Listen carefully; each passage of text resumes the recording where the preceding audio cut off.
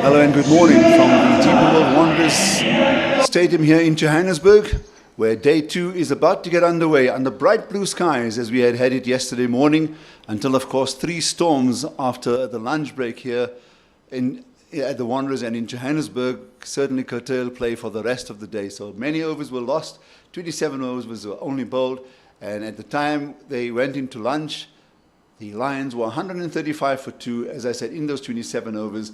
And Zubair Hamza remains there overnight, not out on 66. Vian Mulder, who had just joined him on 3, their partnership with 14 runs. And the umpires have made their way to the middle, the 2 officials today, Abangila Sadumo and also Arno Jacobs. And the 2 batsmen are out in the middle as well. Fortain, the captain of the Boland team, leads his team out to the middle. And I'm sure they had more than enough time to reflect on their bowling performance yesterday on what we expected would be a helpful Wanderers pitch. But a partnership of 121 between Hendricks and Hamza ensured that they got themselves back on even keel. Just before lunch, it was Hendricks who was eventually played on for 51. And prior to him, of course, early in the morning yesterday, they were 1 for 3 when Josh Richards was caught down the leg side by 14 of the bowling of Nyaka for no score. And the recovery then staged, as I said, with that partnership of 121. So for the opening 45 minutes in my company, I have the pleasure of welcoming Kamva along for what I expect will be a more fast-moving second day and hopefully less inclement weather. Good morning. Morning, Hamza. Thank you. Appreciate it.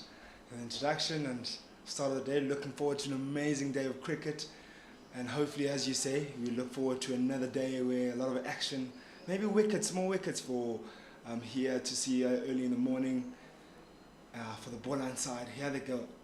So 135 for 2, and it is Nyaka who's got the new ball. Starts with a short delivery, and he's found the gap in that wide mid-wicket position for 4. And he's continuing from where he left off last night, Hamza. And that would have been one of the lessons, Kamva, that they would have taken from yesterday, especially bowling to Hamza on the Wanderers pitch. Anything short of a length, back of a length, he's on to the pull shot. And I think out of the 13 boundaries that he has scored, at least a half a dozen have gone in that region. So, and also interesting to find that the ball is just 27 overs old. And they've started with just 1 slip in a gully, so immediately into a defensive position. The only other catcher in position is the short mid-wicket, a straightish short mid-wicket, as you see on the picture there. That's a much better delivery from Akonam Nyaka, who did pick up the 1 wicket yesterday, and then Kamani picked up the 2nd wicket. So He's got a lot of responsibility on his shoulders. He's going to need to set the tone with the ball, because that's what we didn't see yesterday after the early loss. And I'm sure that'll be the demand from the captain as well as Coach Justin Ontong, that they're going to need to make early inroads here.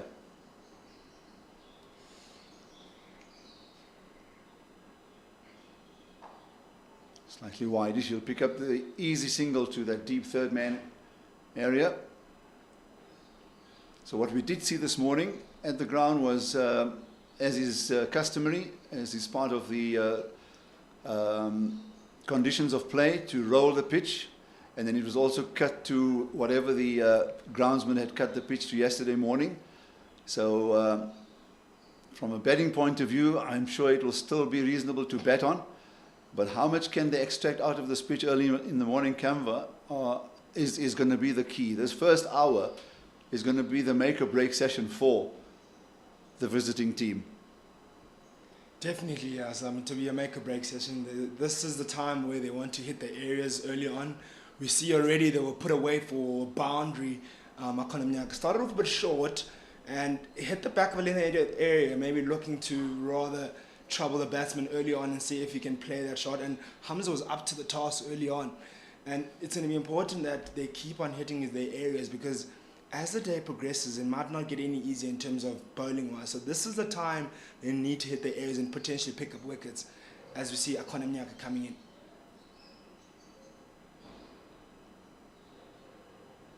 That's a much better delivery, and but a no ball called by Mpana Jacobs. Yeah, I was just about to say also that no difference in the field for Vian Mulder.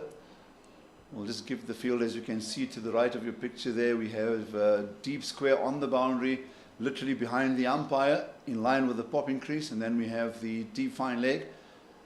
Not as fine as perhaps this new ball would have wanted, or the early morning session would have wanted, but he's at long leg, and then just the mid-wicket and mid-on the leg side.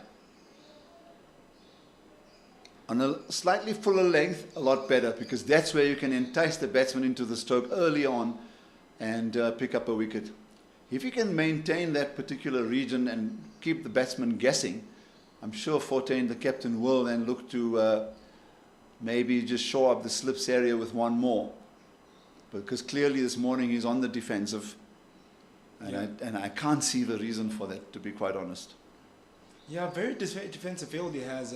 He has obviously a first slip and a wideish gully and a square leg in place. Yeah, that's the area. That's where you need to be hitting it all the time. And draw the player into the stroke, especially early on. It surprised me because the field that he has is a very leg-sided field. It suggests that he might be going for the short delivery, and for me, early on in the morning, I really wouldn't expect them to be trying to go ball the shorter deliveries early on. I'd expect maybe an extra slip in place, especially with the line he's bowling at the moment. He's looking to potentially pick up that outside edge of Hamza and Mulder. So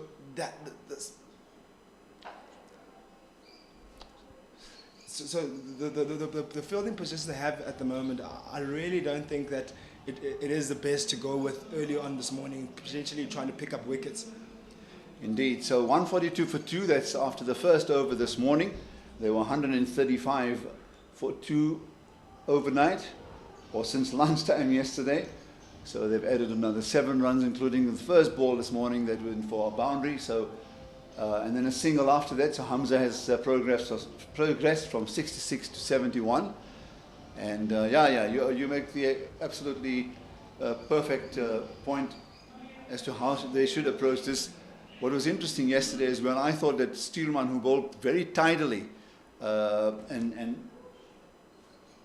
very tidily yesterday morning, he didn't get a second spell. I thought he'll get a look in just before lunch. So he clearly has had a good rest. And hopefully he's the one that will pick up wickets, because what we do see for him is 2 slips and a gully in position. He'll be operating from the golf course end, which is where he started yesterday. 7 overs, none for 19.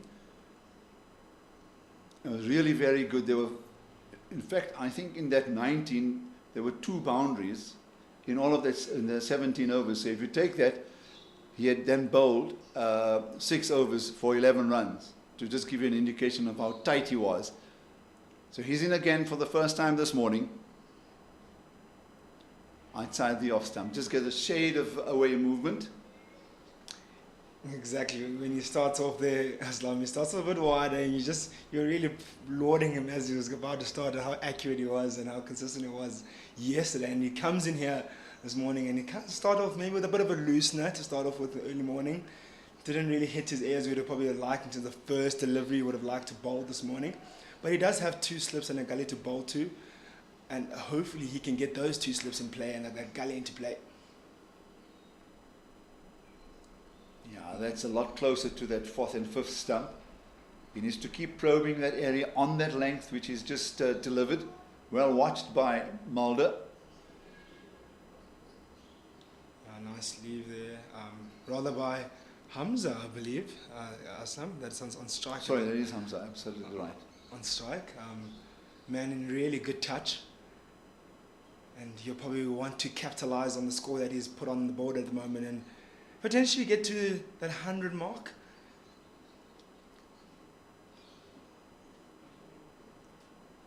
Again, this is exactly how he started yesterday. Probing length on that off stump, very hard to get away. And just to focus on Hamza, I mean, I was looking through the statistics yesterday with this big stats pack that we have in front of us, and realized that Hamza hadn't played any of the 4-day matches for the Lions. So this is his first outing. And the fact that he's made his move up here to Johannesburg and learning to bat at the Wanderers, and if you can in fact survive the first day, the first morning, second morning at the Wanderers, it speaks a lot about his development as a red ball cricketer, especially because once you get the measure of the Wanderers pitch, and you do happen to, if he does happen to make that step up once again, which I expect will be soon into the test team, this time that he's spending out at the Wanderers will augur well for his development, his skills, batting on this particular surface.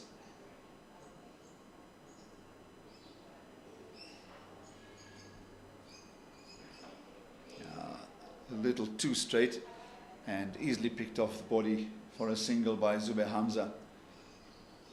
You're absolutely right, Aslam, in terms of him spending time out here at this particular surface. We all know that this surface is not easy to bat on for batters, and to come out here and score runs, and not just score runs but score big runs. Yeah, it does add extra tick to your name in terms of for selectors for the international side of things. And he has been knocking, and he wants to get back into the setup.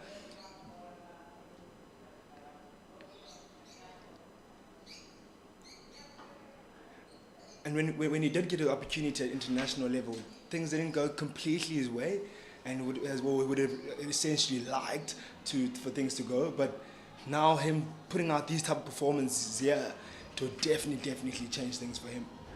That's the end of the second over of the morning. It is 142 for 2.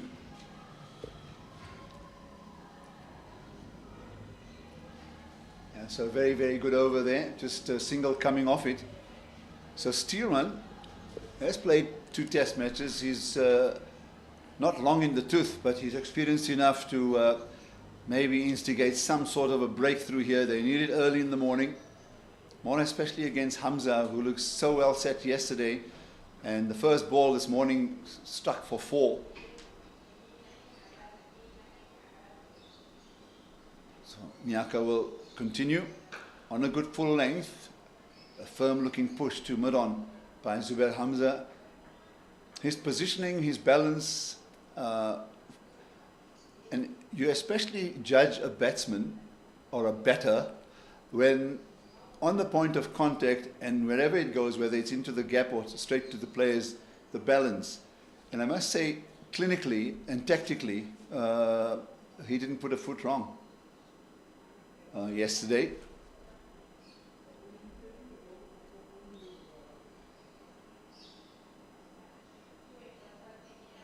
Edge found, that's a good delivery, because he was unsure. It's the first time since yesterday, after I've just made the point, that he was unsure there. And that's the length that we were just talking about in Nyaka's previous over. That's where you need to probe, because you can induce a mistake. And unfortunately, I don't know if that will give or prompt the captain to put in the second slip, but I'm sure it will tell the bowler a lot more that that's the area where he needs to persist. Exactly, you see that in that highlight package. That's where Akona Mnyaka bowled exactly in that first over. He was hitting exactly those areas, and wasn't better forced not to pick up an outside edge in that first over. And we spoke about that extra slip in place that is maybe required for him. Yeah, that's a little more straighter from him, and Hamza does well. So that extra 4 takes him to, or that lucky 4 takes him to 76, 147 for 2. This partnership since yesterday, which was worth 7 runs, 26 now this morning. I think it's worth a second slip there in place for Akona Mnyaka. They have pushed that first slip a bit wider, but I certainly believe that areas that he's hitting, he might get another outside edge. Another very, very good delivery. So he's sharp off the pitch, there's no doubt about it. This ball is rolling quite speedily to that fence. Just hauled in about a metre inside of that boundary. So even with all of the rain yesterday, the Wanderers pitch this morning, we've seen a number of balls that went for 4 already. And it's drained pretty nicely. So bright sunshine, it's pretty warm this morning. And it will get easier. And you can tell by the way the ball has sped across the ground, and also the way the fielder actually moved, that the underfoot is also pretty firm, which is important. And unless you were here yesterday, or you could see it on the pictures on YouTube, it rained and it belted down on 2 occasions before 5 o'clock yesterday evening. And then when we left the ground after play was called, there was another absolute deluge over the Wanderers. And Johannesburg in particular. It took me 1 hour 20 minutes to get home, or a journey that normally takes, say, 25 to 35 minutes. And I was redirected twice on my Garmin. So it was bad weather all over the place. Yeah, definitely a lot of heavy rain overnight, and I really don't expect the outfield to be extremely quick this morning. Yes, it's trained really well, as you say, Aslam. Yeah, okay, in again. Oh, that's over pitch and beautifully played by Hamza. He's threaded the needle there. 2 fielders literally with just about a few meters between them, but that was firmly struck. And that's his 3rd boundary of the morning, takes him to 82. The Lions 153 for 2. You spoke about how tight he is with his stroke play and how compact he was yesterday, and he's continued exactly that this morning with that exquisite shot through the covers just past mid-off there. And he beat him quite comfortably due to the timing of that stroke. But as you say, that brings us to the end of the over. The other thing is just to mention is that we're talking about that first or second slip. What we saw Clive Fortuin do there is pushed Sean van Berg a little wider, so he was at 1.5 slip. But when the bowler does that and he induces a few edges, you give him the second slip, you encourage him, you inspire him, you tell him, listen, this is what I'm expecting of you. And that's from the captain focusing on his bowler's mental attitude or mental approach. But also it makes the batsman question that there's a tactic here, there's a plan in place, and I need to watch myself. So it's all those little things that matter. And you need to be able to read that game. And if not, the captain himself, because he's got so much to think about, and in Fortin's case, he's also the wicket keeper, the bowler himself, or one other senior, should be looking at those little tactical issues that you can bring into the whole pattern of play. Yeah, definitely, especially with the angle is coming from Akona Mnyaka. He's pushing a wider of the right-hand batsman, of which, if an outside edge does come, it's definitely going to either wide of the keeper if it's a faint outside edge, or if it's a bit of a thicker outside edge, it will go a bit wide of the first slip. So definitely a second slip will be needed. Nice delivery there by Sturman. hitting his areas quite nicely now. He's really finding his zones and areas that he found yesterday, and that consistency you'll be looking for early morning here. He's got 2 slips and he wants to get them into play. Surprisingly, he's getting the 2 slips and his bowling partner not just yet.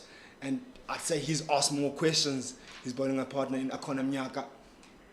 But we'll see how he continues here, and maybe he can reward his captain for backing up with those 2 slips. Oh, that is so well stopped. I thought that's going to skid past the fielder. It's a good delivery. Yesterday I made a point, and we only had 1 session of commentary, you know, because of the rain.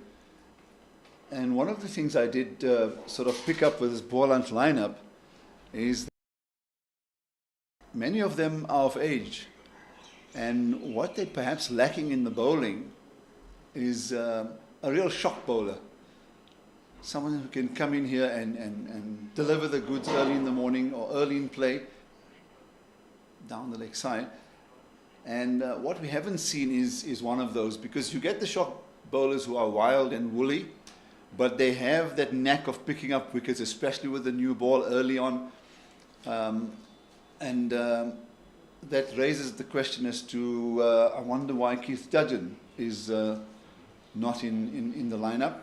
He did play in that match against the Inland team, in which the Boland boys won by a handsome 9 wickets. Kaplan there getting 152.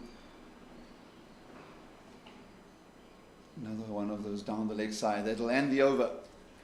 It's the 4th of the morning, 153 for 2. Really good start so far from both sides, I'd say. You have Boland really hitting the areas early on in the morning, and then outside of those 2, the first over from Akona Mnyaka, he was hit for his first ball for 4. Brilliant start for Hamza, and then we look into the next couple of overs where you saw that they really asked good questions, bowled the right areas to the Boland side in Akona Mnyaka, but there was a good response also in terms of the bowling that we saw through Akona Mnyaka, where he went a tad bit full, maybe searching for wickets after picking up those 2 outside edges. But the important thing for him now, he's seen that he can trouble the batters with that back of a length delivery, that one is just around about that 1st stump line, and he has to continue in that line, and he will get his rewards. Full toss, nicely placed. They'll pick up an easy 2. You know, you can become so over anxious when you see the full toss. But head was down, got his foot across, just made sure that he made contact, and in the end, well placed for 2 runs. Yeah, so no change in the field, but what we have seen is a short cover, which meant that the extra cover is pushed wider, and trying to just maybe deny the drive going through the gap. But that again is almost a run-saving position or field change. Yeah, I think it's more as a response to that cover drive that was played at the end of that previous over, and maybe it goes back to your point that you made earlier, that they were very defensive in the approach starting with. They had a deep square in place and a fine leg in place. So I really wonder what are their plans coming into this morning, what is their approach to picking up wickets, because this is their best opportunity to pick up early wickets, and only having 1 slip at the moment. Oh, he almost plays on. A bit of a mix-up between the 2 players, almost having a head-on collision or a helmet-on collision. They'll pick up the single. Looking to just chop this down to the 3rd man area. It's a shot that he plays very often, Zubair Hamza. In fact, there were 2 that he steered and guided quite handsomely for boundaries yesterday. He favors that shot. Yeah, you don't see it too often in the modern game. The guys are either blazing for that the cut shot outside the off stump. So it's almost a rarity when you see something like that, like a tidy leg glance.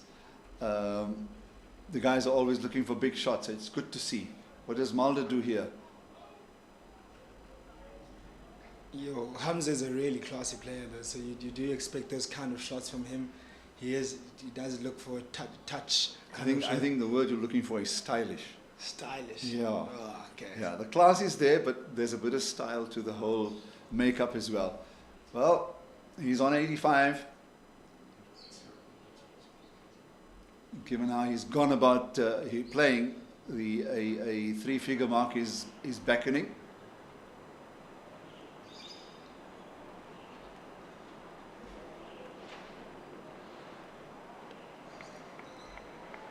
Yeah, of all the bowlers that we did see yesterday, and I'm talking about Steerman and Kamane, Lihan Puerta was pretty impressive, although he went for 5 runs and over. He seemed to extract more out of the pitch yesterday than most of the other bowlers did. And then Nyaka has this knack of really producing the quick delivery. That's the one that got Josh Richards caught down the leg side. It was really quick. It was a rising delivery. It was almost a shot in defense. And it took the fine edge and a very good catch down the leg side by the captain. But he's the type of a guy that maybe should be given the license to try and get more out of the Wanderers pitch early in the morning. That's really well played. Steered towards the back with point fielder for a single. So that ends the 32nd over, 157 for 2. There are other matches going on today as well. Over the last 2 days, just one round of 4-day fixtures to then bring the domestic season to a close, because the SA20 then takes precedence. So the other matches that are on, the Tuskers are playing against Western Province in Pietermaritzburg, and then the Titans are taking on the Dolphins in Centurion. We'll try and get some scores, and then the Dragons are taking on the Warriors in Potchefstroom. And given that 3 of the matches were played on the Highveld, I wonder if all of them actually had a full day's play yesterday. Bandelo, he's just walked in. I'm sure he's going to make a few notes for us and give him some work to do. Our weatherman. Steelman starts the new over. Again, just hitting the mark, hitting the spot. Bowling to that 2-man leg side field.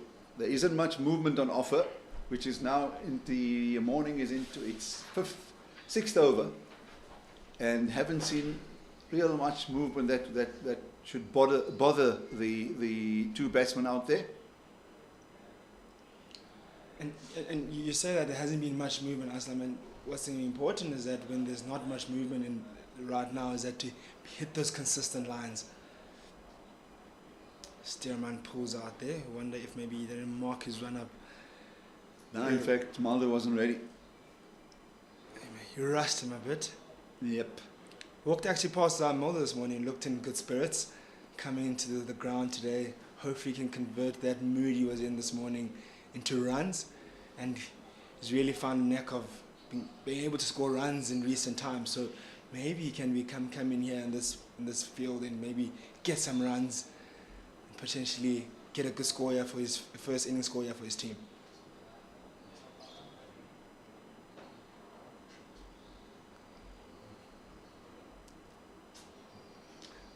Just back to my point, to what I was saying, when the ball is not doing much off the surface, it's important to draw up those runs and apply that pressure and make the batsmen feel like they have to do something.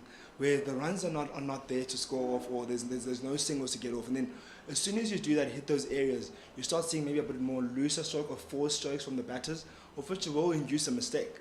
So it's important for these 2 opening bowlers to just keep on hitting those areas so that they can induce that mistake early on. Yeah, you're absolutely right, and that just prompts me to look at the rest of the field, and I see the one fielder at deep backward square leg, the other fielder on the boundary is deep point, and then extra cover is deep, and then a short extra cover is in, and then we've got a wideish mid-off, mid-on. That's the field, and then 2 slips in a gully. So pretty much asking him to keep it straight and keep those runs down. But you do need to try and make best use of the early morning pitch, the ball, and of course the bowlers are fresh. They've had a good rest overnight. They've had a good warm-up. So this is the time to look to exploit. But nevertheless, I always say at the end of the day, with all of us here in the commentary box, it's all conjecture, because the fellows down there are thinking about it just as much as we are, perhaps even harder than we do, because they've got so much at stake. We don't. We just enjoy the privilege of being at a cricket ground and bringing this live to viewers and listeners wherever they may be in the country and around the world. It's an absolute privilege indeed, Aslam, being able to share and explain the game and give a different perspective to the game for those who are watching out there. And I always, when I sit out and listen to commentators, and just give me a perspective of what's happening out there, and it's always nice to have different views of how I think or how I see the game, and just educate and have different opinions. So it's so nice to be able to have the privilege of being here this morning and able to share our views and thoughts on what's on the proceedings at the moment. Absolutely right. And great delivery, and he's picked up the wicket. Mulder looks to see if that has gone to hand, and that is a wonderful catch. So probing outside the off stump, it is Stearman's patience that has paid off, and that is the end of Mulder, who will trudge off with just 4 runs to his name, and the Lions 157 for 3. A really good delivery there by Stearman. Maybe Mulder could have left that one alone, but just maybe prodded that one, pushed that one a bit too hard. Could have maybe left it alone. It was a very tight to his. It was around about that fifth, sixth stump line that asked the questions of him of playing that shot. And credit to Stearman for bowling that line and being consistent in that area, because he really has not left that area at all. And good delivery, and great to pick up an early wicket for his side. Yeah, I think I'd like to give most of the benefit and credit to the bowler Stearman. So his patience certainly paid off this morning, and all he needed, and that's what we were talking about earlier, but if you're probing outside that off stump, you're giving yourself a chance, and he's just proven that now. So a good wicket for Stearman. I think it will certainly lift his spirits.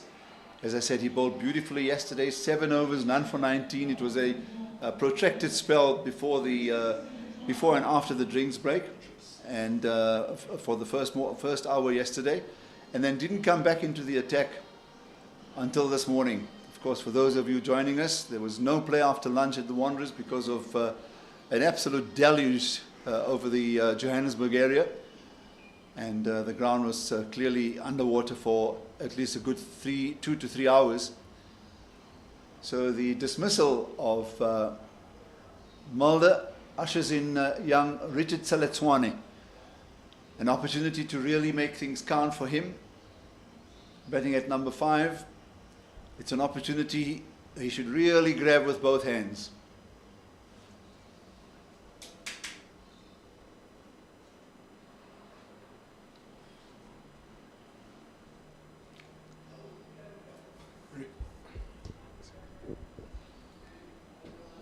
Are we on air? Are we off air? We're off. Oh, Yeah. Okay, so the listeners, the viewers actually missed that wicket, I think. Because it just went off as he got caught here. Oh, really? As well starting his runner. That's all. I know. I hit. So that's unfortunate. Over. First of all, I must say we apologize for the break in transmission, and then of course for the break in sound and pictures. There was a bit of a power surge here in the upper stories at the Wanderers, and hence our equipment all lost power. We're back on air, and in the time that you unfortunately left us, 2 wickets have fallen. That of Wiaan Mulder, he was caught by Fortuin, a beautiful catch diving down to his right of the bowling of Stearman, finally rewarded for his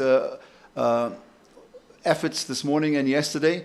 And then Nyaka picked up the wicket in the very next over. That of Richard Saletswane, caught and bowled for no score and of just 1 delivery. So from 157 for 2, there were 159 for 4, and the score has now moved along to 161 for 4. I'll do one more over, then hand over to Mpundelo Magubane. In the meantime, Kamva is still here. He's wet his throat, so he's ready for another 45-minute stint. Brilliant morning. I'd say the more moment, Boland right on top this morning.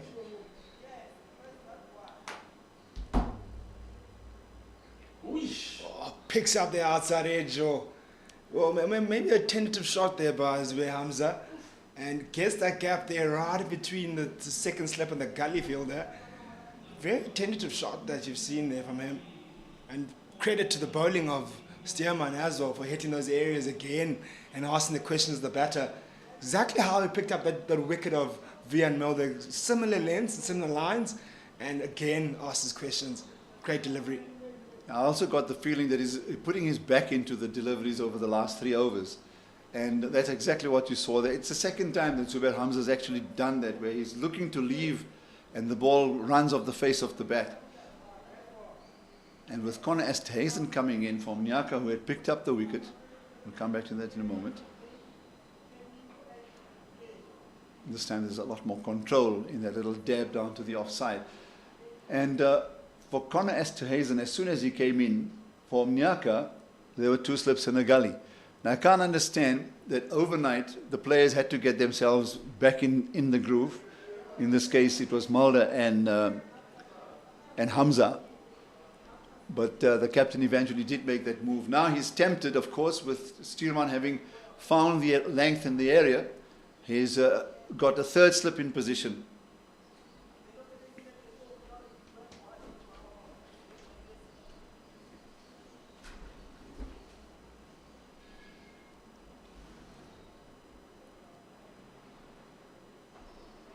Nicely defended by Esthazen. Obviously, to the new batter, that is the right thing to do. You've picked up wickets.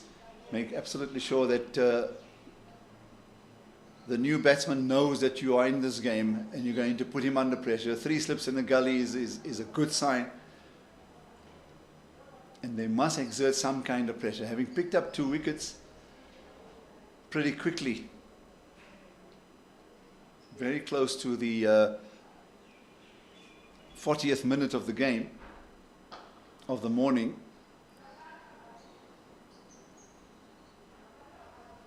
It just allows them to sort of reprogram their session. So there's I think maybe about 15 minutes to the first drinks break, and then thereafter another, I think, 1.5 hours, because we started a half hour earlier because we'll be catching up with time for the next 3 mornings. Or next 2 mornings. This is not a test match. Stearman again. Yeah. I'm even looking at his follow through, and that tells me quite a bit that he's putting a lot more into it. So he bowled 7 overs yesterday, none for 19. He's now bowled 12 altogether. So he's bowled another 5 this morning, and he's picked up 1 for 8. So fabulous performance from Stearman. I guess they're going to be making a change, but it's certainly a time for a change here up in the commentary area. Mpondelo Magubane will join Kamve.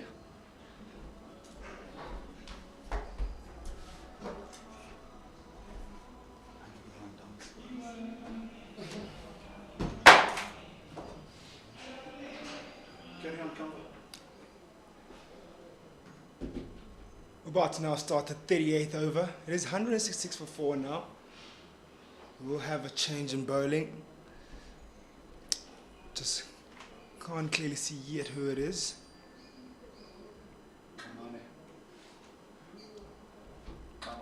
Kamani to come in to bowl now. Right arm seamer. Getting ready and warmed up and warming up those legs. He'll look to continue where his bowling partners have left off. He's taken over from Akona Mnyaka now, who's also bowled brilliantly this morning. Picked up a wicket of Richard Siletswane off a court and bowled on his far right. We had a chat here, we were a bit off air when the screen was off for a moment, about how Richard Siletswane may have given away his wicket, where you kind of pushed at that one. But credit to Akona Mnyaka for taking a brilliant catch as he ran in. Yaka's come on either.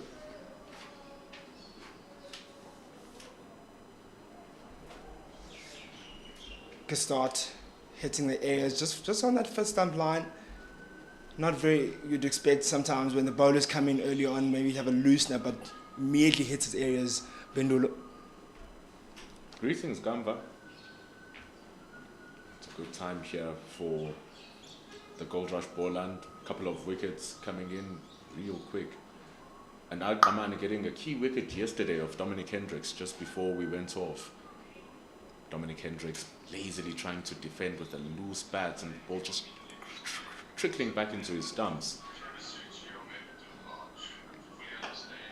So Kamane, Bolo knows these areas pretty well. Played a long time for the Momentum Multiply Titans up at Centurion. And when he comes here, he does perform pretty well. Short bowler, hard surfaces, good speed at the Wanderers, so it serves him well. He's already gotten a wicket, but it's been a little bit expensive. Hamza's looking good though on 93.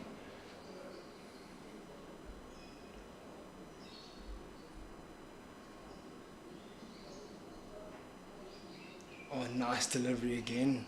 Hitting his zones again. Yeah, Bendulo has come on.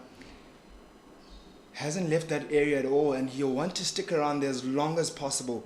You mentioned the fact that he was expensive yesterday, and you would have thought about a lot about that overnight, and trying to get back into his zones. And you would know, as you mentioned, you would know these conditions really well, and you know how to pick up wickets here.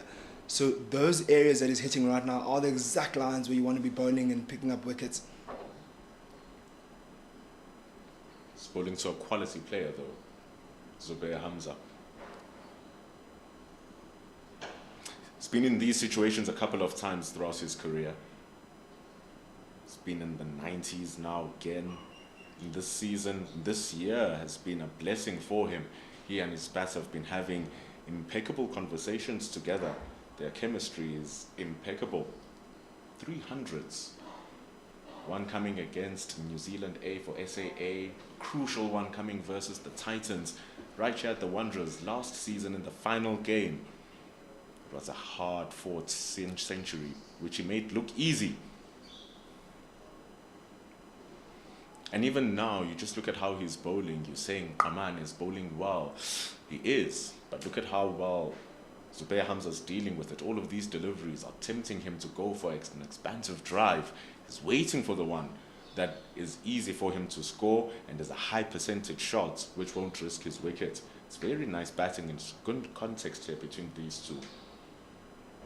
Yeah, it will be very tough for Qaman to be able to pick up this wicket here, because he's leaving well in a very, very, very good delivery. Shows that he's got his eye in early on this morning.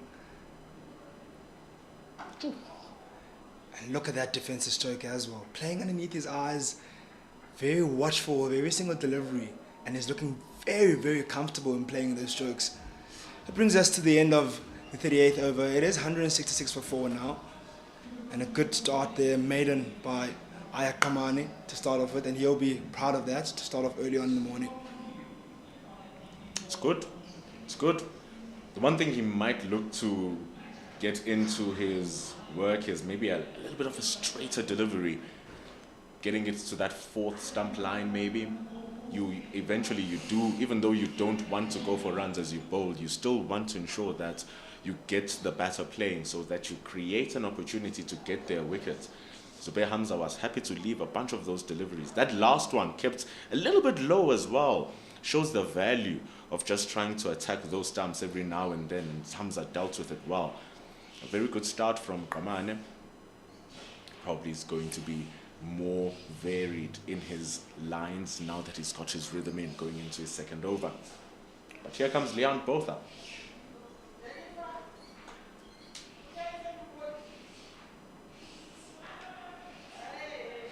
Bit of a wayward start here by Lehan Botha. Maybe a loosener to start off with, just to free those arms, and maybe a tad bit of nerves to start off early morning.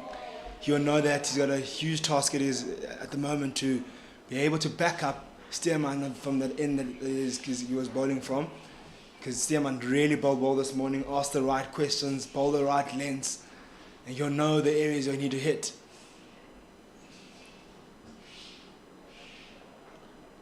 And Leon Botha performed pretty decently versus the Lions up here.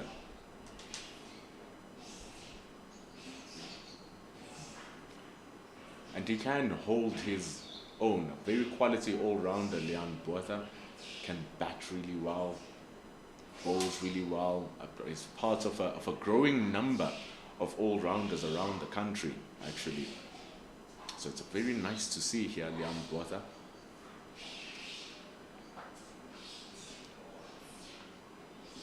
But he's bowling to very informed batters. Connor Esterhazen, the second leading run scorer in the tournament with 3 centuries, one being a double century. And Zubair Hamza, who has scored 50 in 6 of his last 7 first-class matches. It date back until last season. 7 games, 6 times he scored 50, and 2 of those 6 times have been hundreds. You'll have his work cut out for him, Leon Botha. And that should not discourage him, though, those stats, those numbers that these two batters have produced, irrespective of them being in the current form they're in, should motivate him more to bowl even better and to be able to get the breakthrough for his team. Because this partnership will be so crucial with 2 informed batters. It could easily take away the game from them. So these 2 batters will be so crucial to be dismissed. He needs to exercise a lot of patience as well. He needs to understand that these 2 will not chase everything. Even though Connor Esterhazen strikes the ball well, Zubair Hamza is striking the ball well here today. 93 from 112 is serious striking. But Connor Esterhazen builds his innings. He takes his time to play himself in. Zubair Hamza doesn't rush and force shots. So Liam Botha needs to be disciplined and patient. Picks up the outside edge. As we speak about the discipline from the bowler Liam Botha, you see a bit of a lack, maybe a bit of a looser stroke there. But Hamza, maybe it was there to hit, though, I have to say. It was pitched outside off a bit wide, freed his arms, and that boundary took him up to 97 now for Hamza, and brings us to the first drinks breaks of the morning. Very good. Very good from Liam Botha. But also, Hamza, luckily enough, there was no one standing at that second slip. Just cut through the ball. And then when the ball went through, there was no one standing in that direct area in that slip court, and so the ball ran away for 4 runs. Otherwise, 171 for 4, and we go to drinks. Oh. You good, brother, man? I'm so distracted today. I shouldn't have come there, Vic, What? No, I came back from a tour 2 weeks. I had no prep, and also like my week is messed up with work, so I'm doing a lot of catch up. And like Ken, the last time when I said to him I can't come, you know, he kind of Dad, I've closed it. Yeah, I've closed it. Now it's a little bit slow. So, hey dog. So tomorrow. You want it?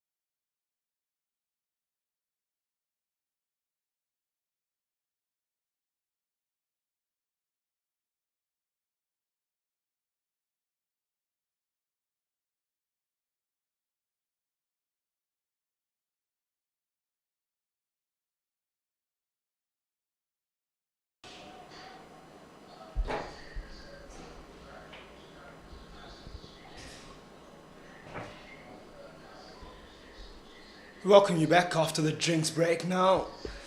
It is 171 for 4. After 39 overs, we have Aya Kamani.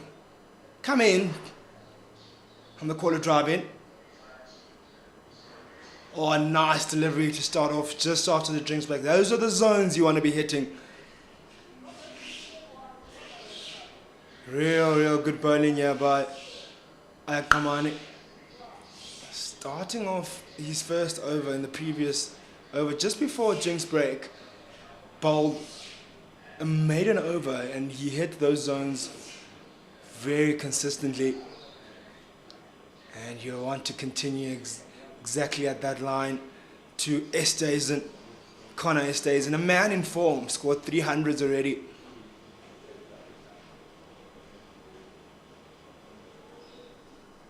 I have to say it's a good leave as well there by Connor Esterhuizen.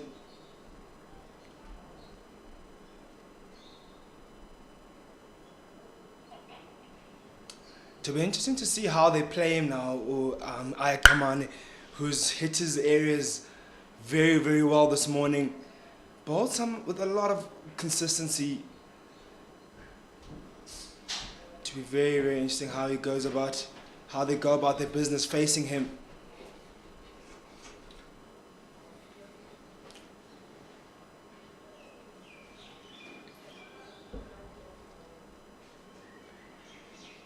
Continuing with that same move, bowling that ball wide outside the stumps, and it makes sense. Deep point is at the boundary, so if they do cut the ball well, there's protection. You have a gully, you have a slip fielder. It's just in case, like we saw with Zubair Hamza before the drinks break, where he cuts the ball through that slip cordon, gets the edge, might get a catch. But the biggest point here is that short mid wicket standing, or short cover, standing there. Because we saw with Richard Tseletso on his wicket how the ball just kind of stuck a little bit onto the wicket, and he was early onto the stroke and popped the ball back to the bowler, Akona Mnyaka. Here, if the ball is wide outside that off stump on a really good length, the ball can hold up onto the surface as well, and if you go through for that drive, the ball can just be picked up into that short extra cover, and it can be an easy catch. So that's why Connor Esterhuizen is also leaving a lot of these deliveries. He wants one that's going to come straighter to his body, straighter to his pads, so that he gets his scoring going. That's the way. Straighter to his pads, and he says thank you very much. Beautiful drive, and he gets his first boundary. Yeah, Aya then maybe when searching for that delivery. If you just look at that one again. Oh, a rocket. Now looking at the replay, you see Connor Esterhuizen going into the line that he was being bowling. It's more so, it wasn't really straight delivery, I have to say. It was just really good batting. It was anticipation of where the delivery might land, and then he moved into that zone and it became straight at the end of the day. Very good footwork. Absolutely wonderful. Desperate try at mid-on, not good enough. Such is the quality of the player. Just saw his balance as well, just standing through the stroke too. It's beautiful batting from Connor Esterhuizen. You can see what is exactly the plan now. You already saw that Aya Kamani is bowling in that area, that fourth stump line, and Connor Esterhuizen maybe is a bit worried about that area. So he's getting into that line to force Aya Kamani a bit wider, so you can leave him with more surety rather than in that fourth stump line. And now already you can see him moving across forces Aya Kamani to go a tad bit wider. Brings us to the end of the 40th over. It is 175 for 4. It's a game of cat and mouse at the end of the day. Gonna bowl the ball, it's gonna be hard for you to hit it. I'm not gonna hit it until you bowl it where I know I'm going to hit it. So we're constantly chasing that area where if I bowl it well, I'm gonna get your wicket. But also if you bowl it well, I'm not gonna play it so that you don't get my wicket. Bowl it badly, or bowl it enough that I can change it into a bad ball, and then I score. So with Connor Esterhuizen in that boundary, moved across and slightly forward, changing it into a straight half volley, and all the other work for the over went out the dust. But a more critical thing here, Zubair Hamza is staring at yet another century. Yeah, man in form. He'll be desperate to get those 3 extra runs now. He's been hanging around about the 90s for some time now, and his run rate has been quite high coming into this morning and throughout yesterday. He's been scoring at a decent strike rate. So with him now on 97, he's kind of stuck there a little bit. And Botha's not making it easy either. He's bowling it in really good areas, very tight. It's forcing Hamza to play constantly, and that's what you really want. Man, if you had that one that just moves away, that straight bat down to defend, gets the edge to first slip. For me, Benduli doesn't even need to have the one that moves away at this point in time. Just needs to hit that line consistently. The man under pressure right now is Hamza. Excellent.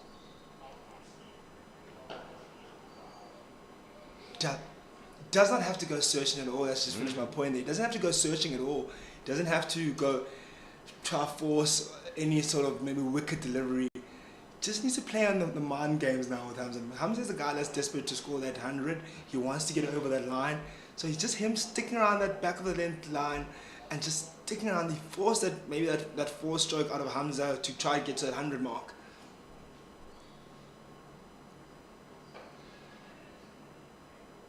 Love also that Hamza himself is not searching for that century either. Like we said before, he's been here a couple of times before in higher pressure situations than what he's at now. He's striking at 85, batting at number 3. Striking at 85 is absolutely incredible. And having created such a platform for yourself, you don't have to rush on your way to 100. You can play it all that you want until you get there. Connor Esterhazen himself, on his way to his maiden 200, got dropped twice in the 190s. I think got dropped on 193, got dropped again on 196. It was a little bit of pressure nerves. You could see the relief after he got to his 200, got dismissed right to pull after. But still, it always plays in your mind. It always plays in your mind, and Hamza's dealing with it well because everything is being played where he can score. I hope we're not putting the markers on him at the moment. The way we going about his 90s, and we know commentators curse, always come into play. Well, for what it's worth, he lost his wicket on 98 versus West Indies A 2 years ago. So take that how you want. There's no cursing and mentioning bad things that happened to him whilst he was on 98. It's 176 for 4 after 41. You mentioned the previous over of Ayakamane being a cat and mouse game. Another fierce contest you're going to see here in this over.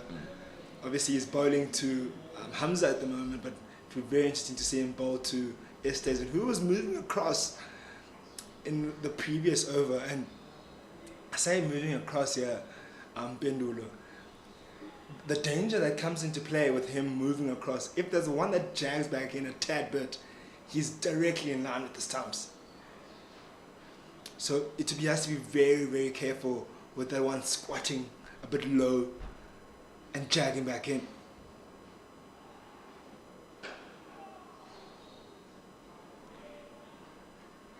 So he's starting a bit straighter, a bit fuller, enticing Zubair Hamza to the drive, and he does go for the drive. Heavy on the bat, a little bit mistimed. It's a good thing that there's protection there. He's getting very, very close. He's batting so well. Yesterday's partnership with Dominic Hendricks set such a good platform. And a couple of wickets falling today, he still needs to get himself into a strong head.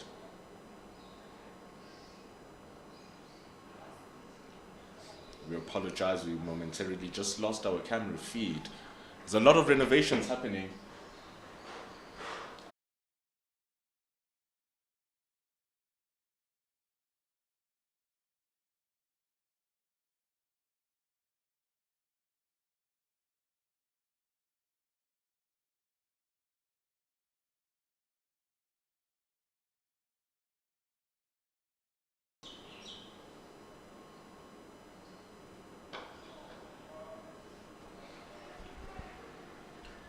Back live just in time for Zubair Hamza's 4.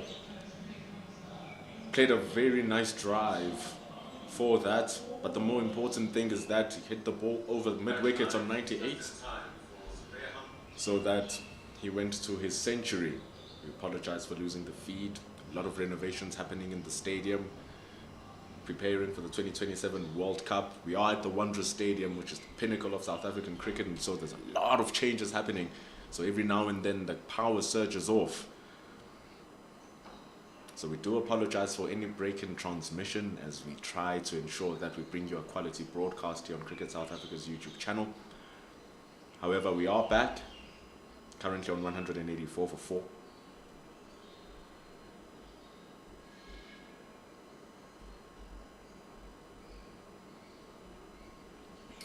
We're back, and we're back with 100 from Hamza. Zubair Hamza, brilliant 100 that was. Very well constructed 100 it's been.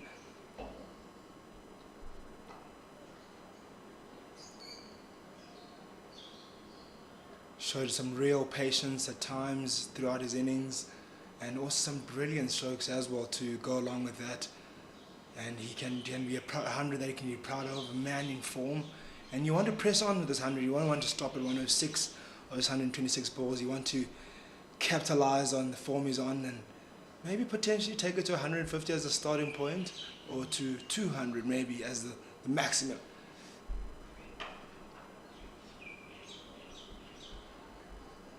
Well, that's the one thing that he hasn't been able to get during the CSA 4-day series, a 200. He has one in his first class career, of course, quality player, Zubair Hamza. But then, right here in his domestic series, after the restructure back in 2021 to make it Division 1 and Division 2, having played for the Western Province, now his 3rd season with the Lions, hasn't scored a 200, despite, I believe, his 5-6 centuries over the past 3 years. So maybe that's one thing he'll just want to edge off. His highest score in first class cricket is 222. Imagine if he's able to get and surpass that. Possibility here.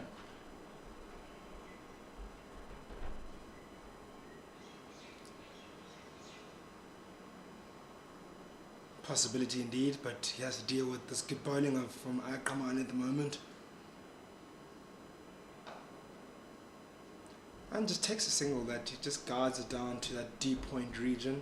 Just puts his bat there more than anything else, playing underneath his eye line and just angling his bat. And we spoke about that earlier, and how when you play those balls underneath your eye line, how easy it becomes to play stroke play, where you can just kind of guide the ball more than anything else.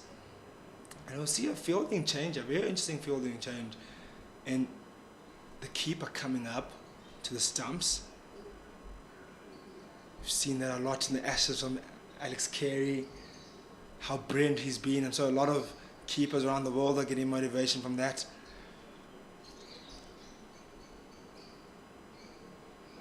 And the reason that that change, I believe, is that Connor stays in the previous last 2 overs he had faced of Ayakraman, he was walking down the wicket and moving across a lot in his crease.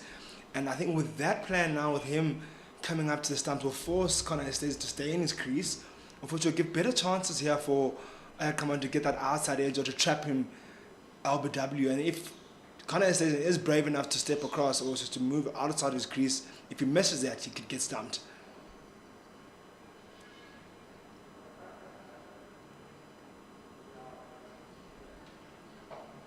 Shows a lot of trust on the bowler as well, Clyde Fontaine.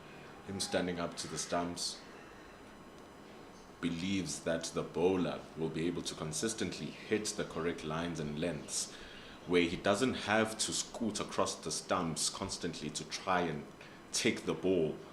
You don't want with your keeper standing up for the ball to slide down the leg side. It doesn't have enough time to react. You don't want it to be way too wide. It doesn't have enough time to move around and try and get the stumping or even make a proper clean take should there be an edge. So you have to be properly accurate into his gloves. And this is good. And you'll notice how minimal movement Clyde Fontaine is making behind the crease. It's just adjusting for any deviations of lines of the ball and any length changes. But in terms of footwork, he's basically where his starting position is. And that's how accurate Ayakamane is right now. And so he can trust his bowler to not put him under unnecessary pressure. And so he can stand up to the stumps. Yeah, he can indeed. And Ayakamane has bowled very accurately this morning. So coming up, you'll know that he'll probably carry on in those zones again. He's in really good rhythm at the moment. Strays a bit leg side there, as I say, in good rhythm. Hits more of the legs of Conor stays in. And Conor just pushes that one to deep square region. It's good. Interesting that they kept the same tactic to Hamza. It's clear that they want to trap both those batters in the crease, not allow them to move around or to make the play easier. Ayakamane is not the quickest going around, so it's a bit easier for the keeper to stand up to him. And his deliveries do keep a bit low. You didn't mention the one squat a little bit earlier, so the batters will have to be very watchful of that one as well, the one that jacks back in. Excellent batting from Hamza. Very minimal gap, just defending and basically checking it into that cover area for a quick single. So what you're going to get with Hamza, very good hands, and he's been there for a while, ever since yesterday. So he's got his eye in it too. He's going to have to restart here on 108 and make this into a big 100. That's what he wants now. He's been making good scores of 60s, 80s. When he gets to 100, falls before 130. This is the time. It's 187 for 4 after 44. Benulo, we've seen early wickets fall, or rather pick up early wickets of the Goldrush Boland, picking up early wickets here. And you can see kind of maybe now a change in momentum where a bit of control in these two informed batters. What are the plans would you suggest in terms of them now in this situation where they haven't picked up any more wickets since those two early ones? What changes could they make now in terms of attacking wise and wicket taking, maybe deliveries? What areas can they bowl to maybe pick up another one? I don't think these are bad areas at all. They're not bad. They are doing, keeping it tidy, keeping it clean. It's just really good batting in opposition from both Conor Esterhuizen and Zubair Hamza, because so often nowadays you just see batters trying to score runs at a high rate and sometimes a little bit recklessly. So they are fighting it very well, and they're disturbing whatever rhythm Boland are trying to create, leaving well, defending well. Just look at that. Everything is clean and tight. It's really not bad bowling from Boland. So it echoes your point earlier on that you don't want them to try anything fancy. Just continue doing this. And maybe it can be a change around of their bowling attack. Try and bring back an Akona Mnyaga with his awkward left bounce. We've seen some balls bouncing around for him too. So you can bring him back. Can try something out with Sean van Berg, maybe change the pace up a little bit of the wickets and see what it can demonstrate and give you. But because it rained, you don't believe that spinners are going to get much. But maybe those are the things that they can try. So now they're using a short ball tactic, having a deep square leg, deep fine leg. So it's not that they're not trying, it's that the two batters are really just able to nullify whatever threats they are throwing. So what I'm getting from you is that it's a patience game more than anything else right now. And I'm not sure if the short ball tackle will pay off as quickly as they would like, but I think they have to stick around with the patience. Nice delivery. Really good delivery. Back of a length and a bit more bounce on that one. That just slightly nips away from the bat of Zubair Hamza. He reached for that one, Zubair Hamza. He reached for it. It took a very long time to just assess where his positioning was. It was a loose stroke. He's been very compact and very tidy. Entirety of his innings was very loose. Lucky to keep his wicket still. And see, that's what the patience brings. Brings mistakes. Jan both are just a little bit too short. Yeah, the bounce is very, very steep here, and at the moment that short delivery is not threatening at all.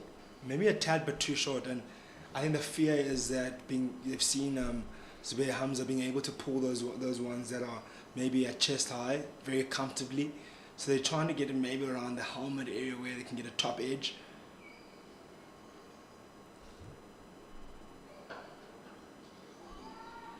Nice fielding there in the cover region. Gets a one hand on it. It was hit quite well there by Hamza. Timed really well. Just puts his bat there, pushed it through to the covers, but met with some good fielding. Captain of Boland, Gavin Kaplan, the leading run scorer of the CSA 4-day series. Another talented number 3 batter, Gavin Kaplan, scoring runs for fun in this CSA 4-day series. Already scored 3 centuries. Showing his fielding prowess. And he's watching another number 3 for the Lions, capitalizing the opportunity. Zubair Hamza moves to 109. The Lions, rest of the Lions, have only added 80 runs in addition to Zubair Hamza's 109. So the score is 189 for 4. Could even be less than that. 19 extras have been bowled by Boland so far. And so that means that it's actually 61 runs that have been added by the other batters. 6 runs from Esterhazen, 4 runs from Mulder, 51 from Dominic Hendricks, makes it 61. So Hamza has contributed for a large percentage of the DP World Lions runs so far.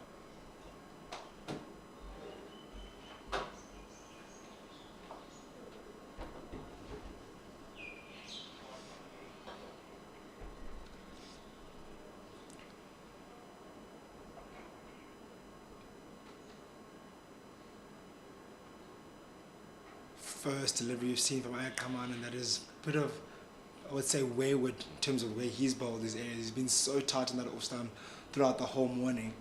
It's the very first one I've seen that has really just gone wide.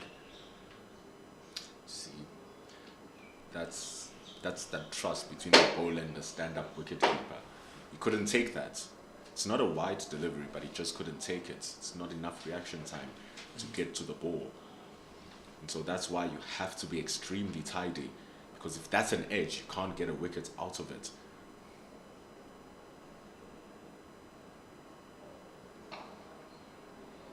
It's getting some decent shape as well. It seems like slightly just moving away from Zubair Hamza on its way for him to play it. But he mustn't go searching here, going everywhere, just keeping it clean. And we sound like broken records, but that's how it should be. Because you just have to be repetitive in what you are doing. Yes, repetitive, consistency are the words we speak here this morning. Required here by the Boland side. Consistent areas. A lovely stroke. Rocks on the back foot and puts that away so nicely. Really good timing on that one by Zubair Hamza. Seems like he picked that one up immediately when it hit the pitch and rocked on the back foot quite nicely. That's how we got to 100. And that particular time it didn't go to the boundary, just stuck before crossing the rope, running back for 2. That's the exact shot that he got going for his 100. Funny enough, that's the exact shot he played when he got to 100 versus New Zealand A couple of months ago. So very strong in that area, Zubair Hamza.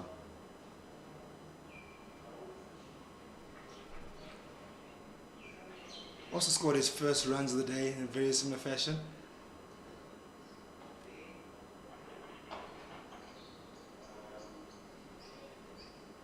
It's extremely strong, just across the field.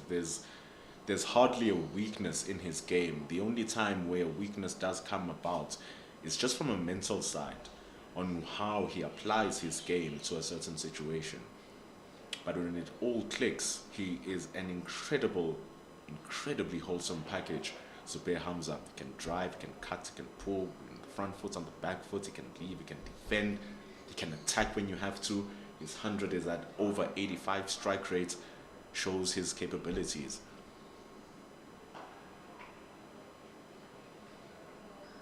And so after that reach, where he nearly got the edge, see that he's coming back into his shell again and allowing the bad balls to be dispatched, and he's no longer searching again, and that's good. That's what the Lions want, because they want this first innings total to go above 400 so that possibly they don't have to bat again.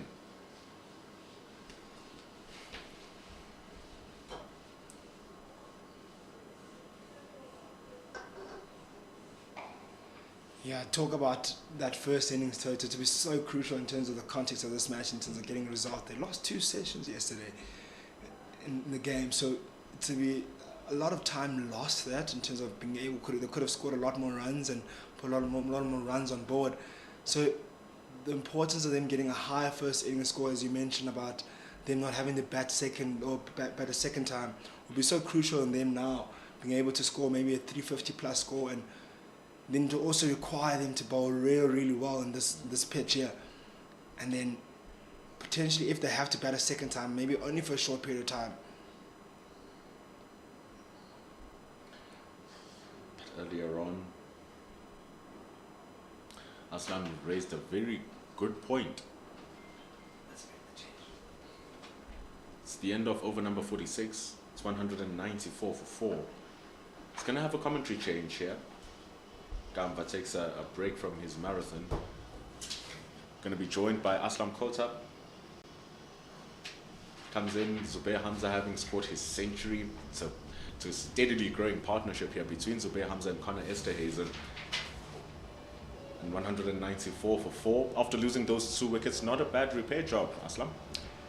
Yes, and you expect that with Connor in such good form, that at least he's going to stabilize the issue, having lost 2 quick wickets with a score on 157 and 159. I've just worked out also 22 overs, and they've scored 56 runs for the loss of 2 wickets this morning.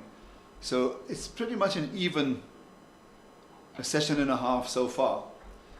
But it's good to see that either one, well, more so the Lions haven't run away with it, with still just 2 wickets down, and a good partnership there going between Hamza and Mulder. But Mulder has been one of those that fell of the bowling of Steerman, and then Nyaka picking up the wicket of Richard Seletswane. First ball, a wonderful piece of athleticism, one-handed catch.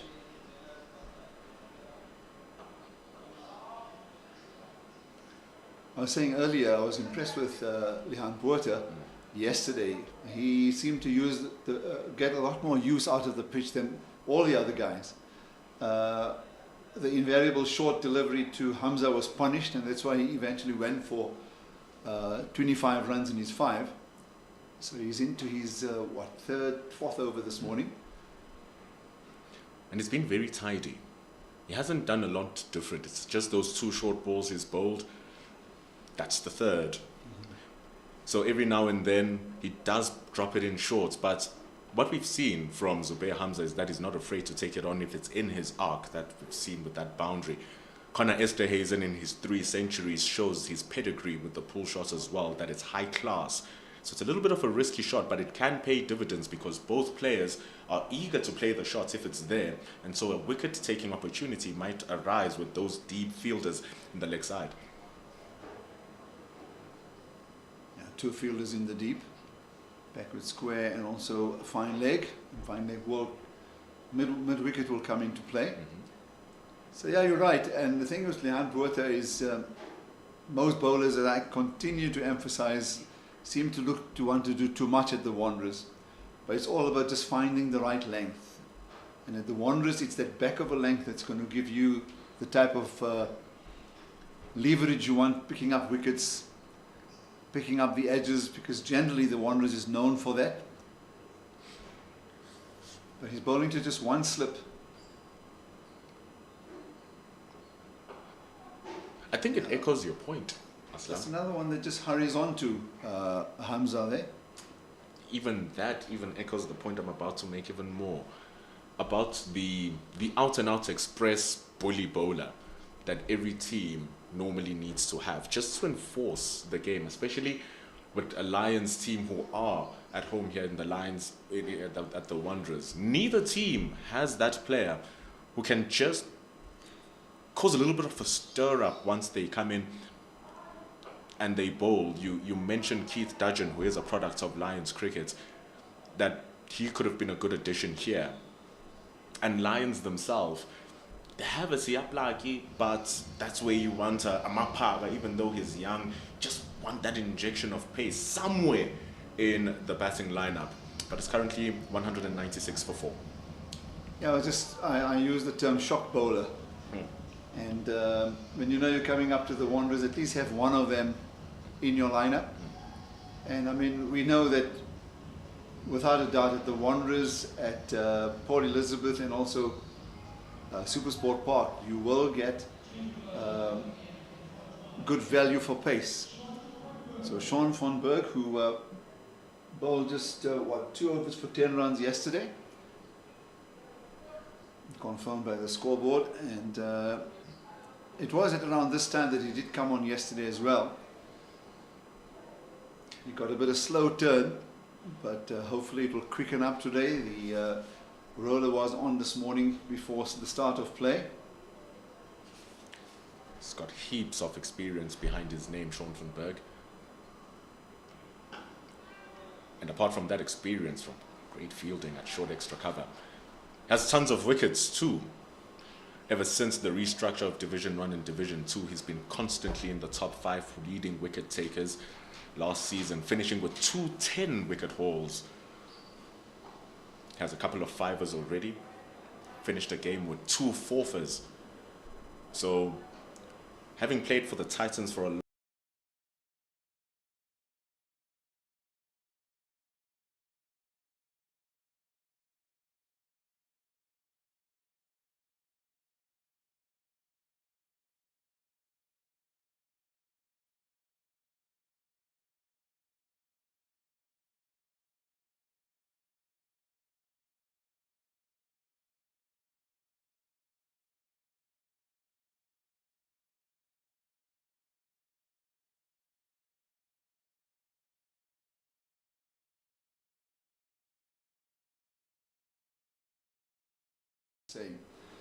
and he's taken 10 wickets on 6 occasions and 5 wickets on 30. There's very few bowlers who have that kind of a pedigree, that kind of figures and stats to back them up. And he's pretty much handy with the bat as well. Did I make a note here? He's played 1 test as well. that test match versus New Zealand last year, that diluted side because of the SA20. That I was doing 2023 actually. Was it? Definitely. Or was it at last the beginning year. of 24? Mhm. Yeah, beginning of 24. Yeah, we are into almost 2026. Time runs pretty quickly. It was definitely last year at the end of over 48 here at the Wanderers, 197 for 4. He has that, but also at the start of the season, Aslam, the pitches are pretty fresh, so the fast bowlers have a lot to work with. That's why when we look at the leading wicket takers right now, it's still fast bowlers. But in the top 5, there's only one spin bowler. It happens to be Sean van Berg. So even in the world where fast bowlers are still dominating, he's there. And in the back end of the season, that's where the spin bowlers come into action when the pitches have been so used and the squares are starting to dry up. But imagine you're already number 5 now. How better when the conditions favor you? Very class bowling. 197 for 4. Yeah, the other point I'd like to make about him is to break down those 533 wickets. Where would he have profited mostly? Which particular grounds in the country? Which 2 or 3 where he did? I'm sure that at Boland he does get quite a bit of assistance on that low slow pitch. The last delivery to end the previous over was the quicker one, and I think we'll see a lot more of that, because once he gets into his rhythm, you'll see his repertoire, and he'll also he'll come into the game. He'll start setting his field. He'll look for some plans to get these two guys out, because Hamza looks pretty solid. Konamnyaka. Here's a bowling change coming from the golf course end. I think the Boland really needed something to change the flow of what was happening. Leon Botha and Ang Kamane, even though they were bowling well, you never felt as if Connor Esterhuizen or Zube Hamza were under any much threat. And so when you just change it up a little bit with a variance of speed, with the spin of Van Bergen, the zippiness of that left arm of Akonamnyaka, who's already taken 2 wickets, maybe it can just change up the rhythm of how both Hamza and Esterhuizen are batting right now. Well, I like the fact that he's actually operating from the far end, the golf course end, because this was an area for the quick bowlers since yesterday to actually exploit, because for some reason there was a lot more grass on this end.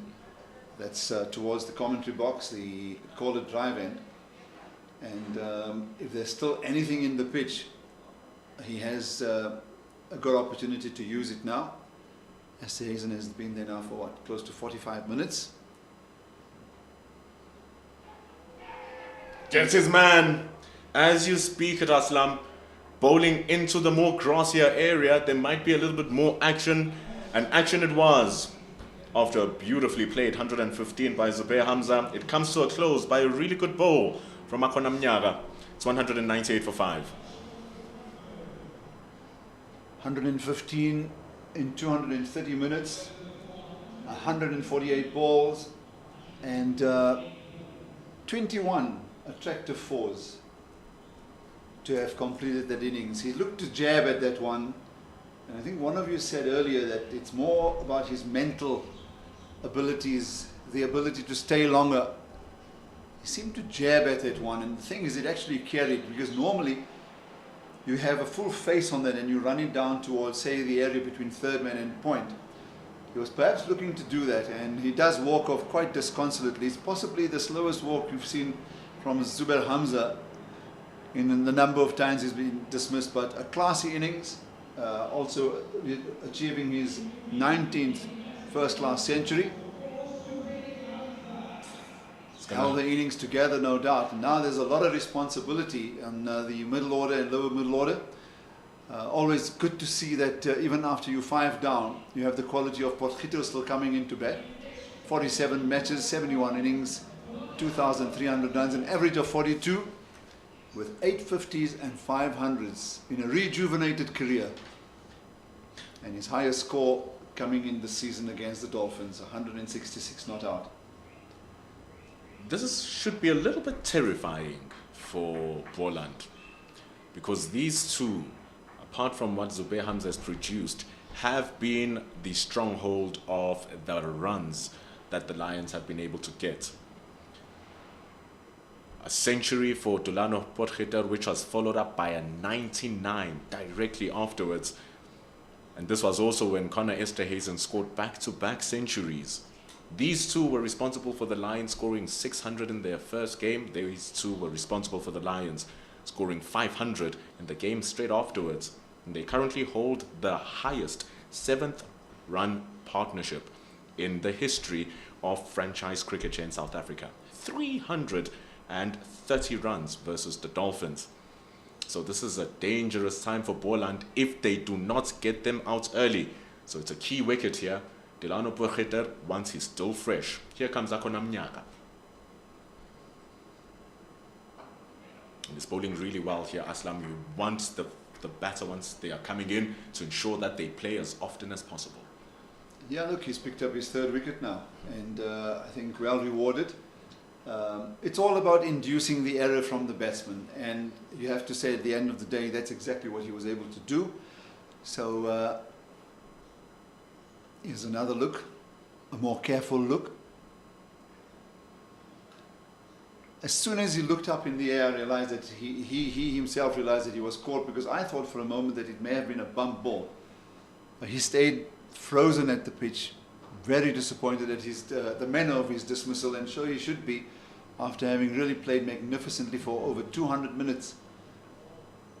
So Nyaka operating to the left-handed Delano Potgieter, one slip and then a leg slip, or one slip a gully and then a leg slip, and then a pretty conventional field in front of the square on both sides, mid-on, mid-wicket, mid-off cover, and then down the leg side you've got the fine leg, and then as we've seen for most of the morning, a very deep field, a deep point on the boundary. Nice and straight. Make the batsman play early on. And I think they realize the danger with this pairing, how they've played before and how they've sort of just managed each other so beautifully in the middle. So it's crucial that before lunch they pick up another, if they want to stay in this contest. To follow the likes of Esterhuizen and Potgieter, you have Fortuin, Swanepoel, and then now Peter, who I think recently has been in better batting form than he has been with the ball. And then Siya Plaatje. Gorgeous. That is lovely from Delano Potgieter.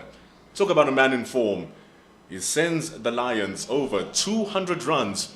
What a way to start your innings. Yeah, he lifts my spirits every time I watch Delano Potgieter.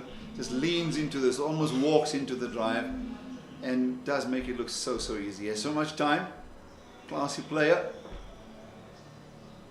and you know what, he's never disappointed me. There were 2 losses here in the T20 series, both in the last over, and I think one went into the super over, and on both occasions he was the non-striker. Tragically, he was the non-striker. I think you were the public announcer on those 2 occasions, so you would have witnessed it as well.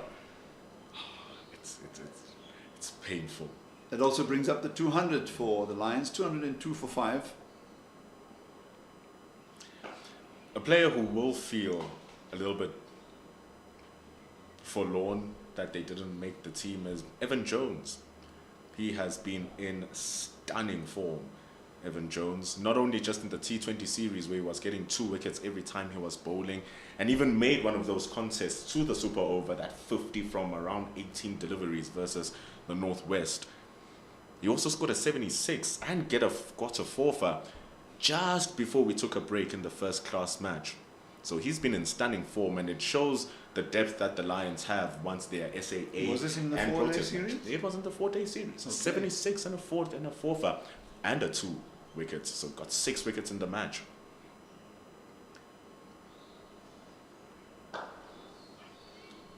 Powerfully driven and a very good stop, well-timed dive, because that ball would have just shot past him for 4. But you know, here's another thing that might be an issue. Even though the Lions, with this partnership, if it comes in and it becomes lively,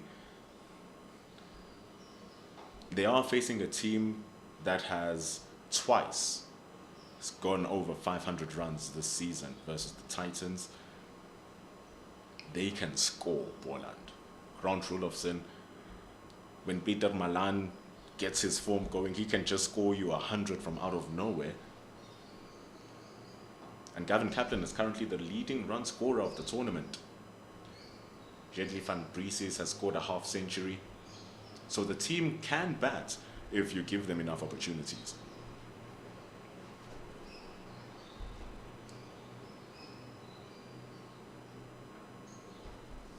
Very watchful is Delano Potgieter.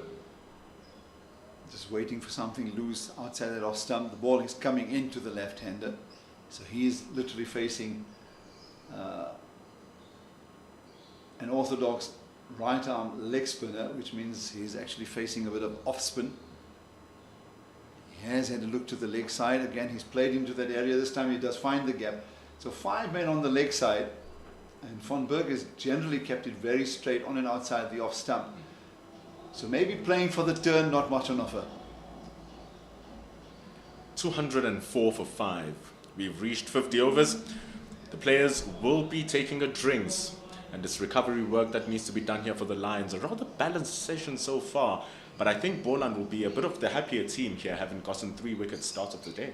Correct, without a doubt, because that's what their aim would have been, also to break you know, the form of Mulder, and we know the quality of player he is, so they got him quickly. Saletswane unfortunately fell first ball, and that really got the visitors back into the game, and eventually picking up Hamza just a few minutes back. As you can see, they eventually out for 115 of 148 deliveries, and the partnership between Dominic Hendricks and Zubair Hamza, after they were 1 for 1, was 120 runs, and that recovered the innings beautifully until the rain came down at lunchtime yesterday and there was no play at all. So it's because it's an extended session. There's the second drinks break this morning, but still under beautiful bright sunshine. And as you can see, the rest of the lineup after the pair of Estes and Potgieter, you have Bjorn Fortuin, a genuine spinning all-rounder, and Beye Swanepoel, who does hit the ball quite a long way. Needs to maybe just get himself used to playing at the Wanderers, and then Peter and Siap Plaatje make up the team. In this particular side, where would you have had Evan Jones. Jones? Unfortunately, there's no space here. Unfortunately, there's no space. Return of Hamza, the return of Mulder, the return of Connor Esterhazen just tightens up everything that the team needs. Yeah, And Fortuin so as well, in fact. So and yeah, Fortuin. 4 of them, yeah. So already... But apparently, I mean, it just points out to, or it endorses the point you made about the depth, and the fact that when you do have a number of internationals on international duty, you do have the likes of Evan Jones to call on. But having said that, you know, we were talking about the T20 campaign for the Lions, and they were really poor. So there was one match he got a rollicking 50 or 70 as well, and in that super over, he was the one. It wouldn't have gone to the super over. I'm just trying to jog my memory. And he was at the wicket when it went into the super over, and he was clean bowled, looking to play a huge shot on the leg side. It was over pitched. In fact, he was clean bowled, and that forced the super over, which they went on to lose. And he you felt, having mastered the bowling until then, didn't need to play something so unconventional. And if I'm not mistaken, they didn't need more than 3 runs, or 2 or 3 runs off that last ball. So I did feel that at that point, that sense of responsibility had just escaped him, that he felt that because he was hitting the big hits, that he would do it again at the end, and all it needed was something less than that. And more so, it was the fact that he decided to go right across to the offside and play, and that accounted for his wicket. Had he just stayed, he's such a powerful player that if he does hit it firmly enough, if it's not going to go along the ground for 4, beating the fielders, certainly if he looks to go straight and high, we know at what distance he can clear the boundary. So nevertheless, drinks are over, and it will be, who is it? Still Nyaka, who will continue from the far end. He's got 3 for 63. Yesterday he bowled 3 overs, picked up the 1 wicket for 16 runs, and then he did have a second spell, which I didn't note, but he's now into his 15th over. It's just going at around 4 runs and over, but he's picked up the wickets. Very, very good one of Saletswane, the caught and bowl. He's really bowled well this morning. He's really bowled well, and I actually like the little adjustment that Boland are making here. When he started off, they had the leg slip for Delano Potgieter, but the lines and areas that he was bowling, which are in front of the wicket, in front of the off stump, were really not allowing the ball to go to the leg slip. So they've reinforced that leg side. They have now what I believe would be a short mid wicket, which is a great position, especially for a batter coming in. You can be a little bit stiff on the hands and just pop it into that area. And that's a little bit more threatening. I think there's more of a plan that they're trying to put together, having watched quite a bit of Delano Potgieter. So, because they have to know something about the player to have a field such as the one we see there. And it helps a lot that Akona Mnyaba's ball is coming into the left-hander as well. It just creates a better angle for the ball to be played into that mid-wicket area. And so they have the short mid-wicket, and they have a conventional mid-wicket as well. Yeah, I'm hoping that our cameraman will maybe give us a wide shot at some time. maybe just after this delivery if it's a dot ball.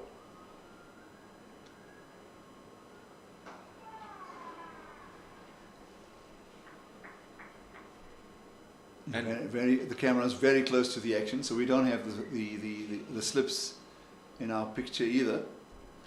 But just so that our viewers have a better idea of the plan that you're talking about. have that short wicket is basically standing 3 strips away from the playing strip, and even the extra cover is relatively shortish. I like the fact that the inner ring is so tight, Aslam. They're standing so close, especially to Delano Borgeter, who's just come into the crease. Look at how quickly your mid-on and your short mid-wicket just came onto the screen after the ball was played. That's how close they are. So there's not enough room for Delano Borgeter to see space so that he can play the ball confidently. And apart from that stunning drive, they've really put him into a little bit of a bubble to start off his innings. And it's been good from Boland. Well, I think it's more about how Mnyaka has now responded to that field set, and he's kept it very, very straight. He's not allowed... that's a good stop. Firm looking stroke. Yeah, he's not allowed Delano Borgeter to get away now. He's faced, what, 12 balls for his 5 runs, including that 4 that you're talking about. So it's important that the bowlers respond to the plan, first of all, that's in place, and what the captain wants out of you. And so far, Mnyaka has he's settled in very nicely this morning. Yesterday he was, I have to say, he was pretty lucky with the wicket that he got down the leg side. But it was a quick delivery. Oh, wonderfully played from Delano Borgeter. A wide hop volley made it look as easy as pie. Beautiful 4 to close over number 51, 208 for 5. When you bowl to a batsman of this quality, the margin for error is very, very, very fine. What a superb stroke, a wonderful cover drive. Just leans into it, and it almost sounds like a cushion of his bat when he does strike the ball. It's hit the middle. So 2 4s in his score of 9. The total now, what, 208 for 5. 51 overs gone, and partnership just 10. Hopefully we get a full day's play. So if there are going to be any one of those famous Highveld storms, it should come towards, well after the close of play. And I also say that because both teams obviously want a victory here. More so the Lions, having lost their last game here against the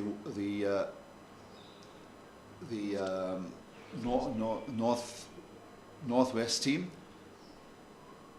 Oh, beautiful turn. Absolute wonderful flight and turn here. He drew Esterhuizen onto the front foot. He just missed the top part of the bat to carry to the slip. And I did say 2-3 overs back that you'll see a bit more of a whiz and a fizz coming out of Van Berg, and exactly as we surmised, that's what he's doing now, trying to get more out of the pitch, and then mixes it with a beautifully flighted delivery, maybe looking to open up that bat and pad gap and go through those defenses. So you're seeing a craftsman at work. And that big turn and big bounce as well. Just a question mark to the batter on when it's going to happen again. Slightly short, so easily dealt with by Esterhuizen. A little bit short at that time as well from Sean van Berg. I think what has made all of his little tricks work are the lengths that he's bowling. They really question the batter. Do I go forward? Do I go backwards? That one just a touch shorter than what he normally bowls. And he's still keeping over the wickets to the left-hander. And Delano Borgeter, the margins for errors for him have been even tighter, because the moment there's a sniff for him to score, he capitalizes. And that's what they do, these two. Even for that 330-run partnership, which I had the pleasure to watch. They started off like this. Delano Borgeter was a house on fire whenever the chances opportuned themselves. And Connor Esterhuizen was the picture of resilience and grit just grinding it out, tiring the bowlers, tiring the ball. And then all of a sudden, they keep on switching sides. It's Esterhuizen attacking, Potgieter taking a step back. Potgieter attacking, Esterhuizen taking a step back. So they play so well off each other. Just to mention very quickly before the over ends, in fact it has, because it's a 6-man leg side field for Sean van Berg, and lots of protection, and also maybe perhaps for that for the sweep shot and the top edge. But well played, well watched by Delano Potgieter to end the 4th over from Sean van Berg. Just 13 runs coming off it so far. On top of that, that leg side that Delano Potgieter was facing on, the one you speak of, the 6 fielders, is the largely bigger side of the boundary. So we're not playing in the middle square at all. So right now, the offside for Connor Esterhuizen is the shorter side of the boundary, and on the leg side is the bigger side of the field. So there's why we also have that reinforcement of the deep extra cover. The ball will travel very quickly if it's met with the middle of the bat. Barakona Mnyaga changes angles now. He's coming around the wicket to Connor Esterhuizen. Left arm round, yes.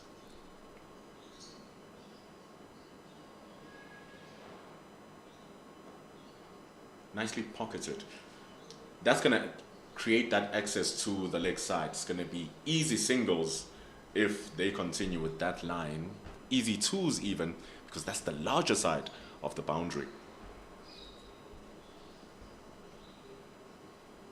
And then when he comes back to Delano Potgieter, he switches over the wickets, his normal line.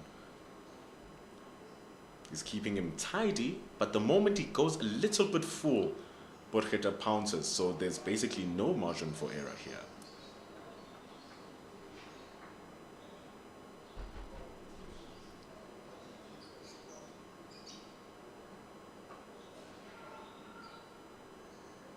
Good communication as well between these two.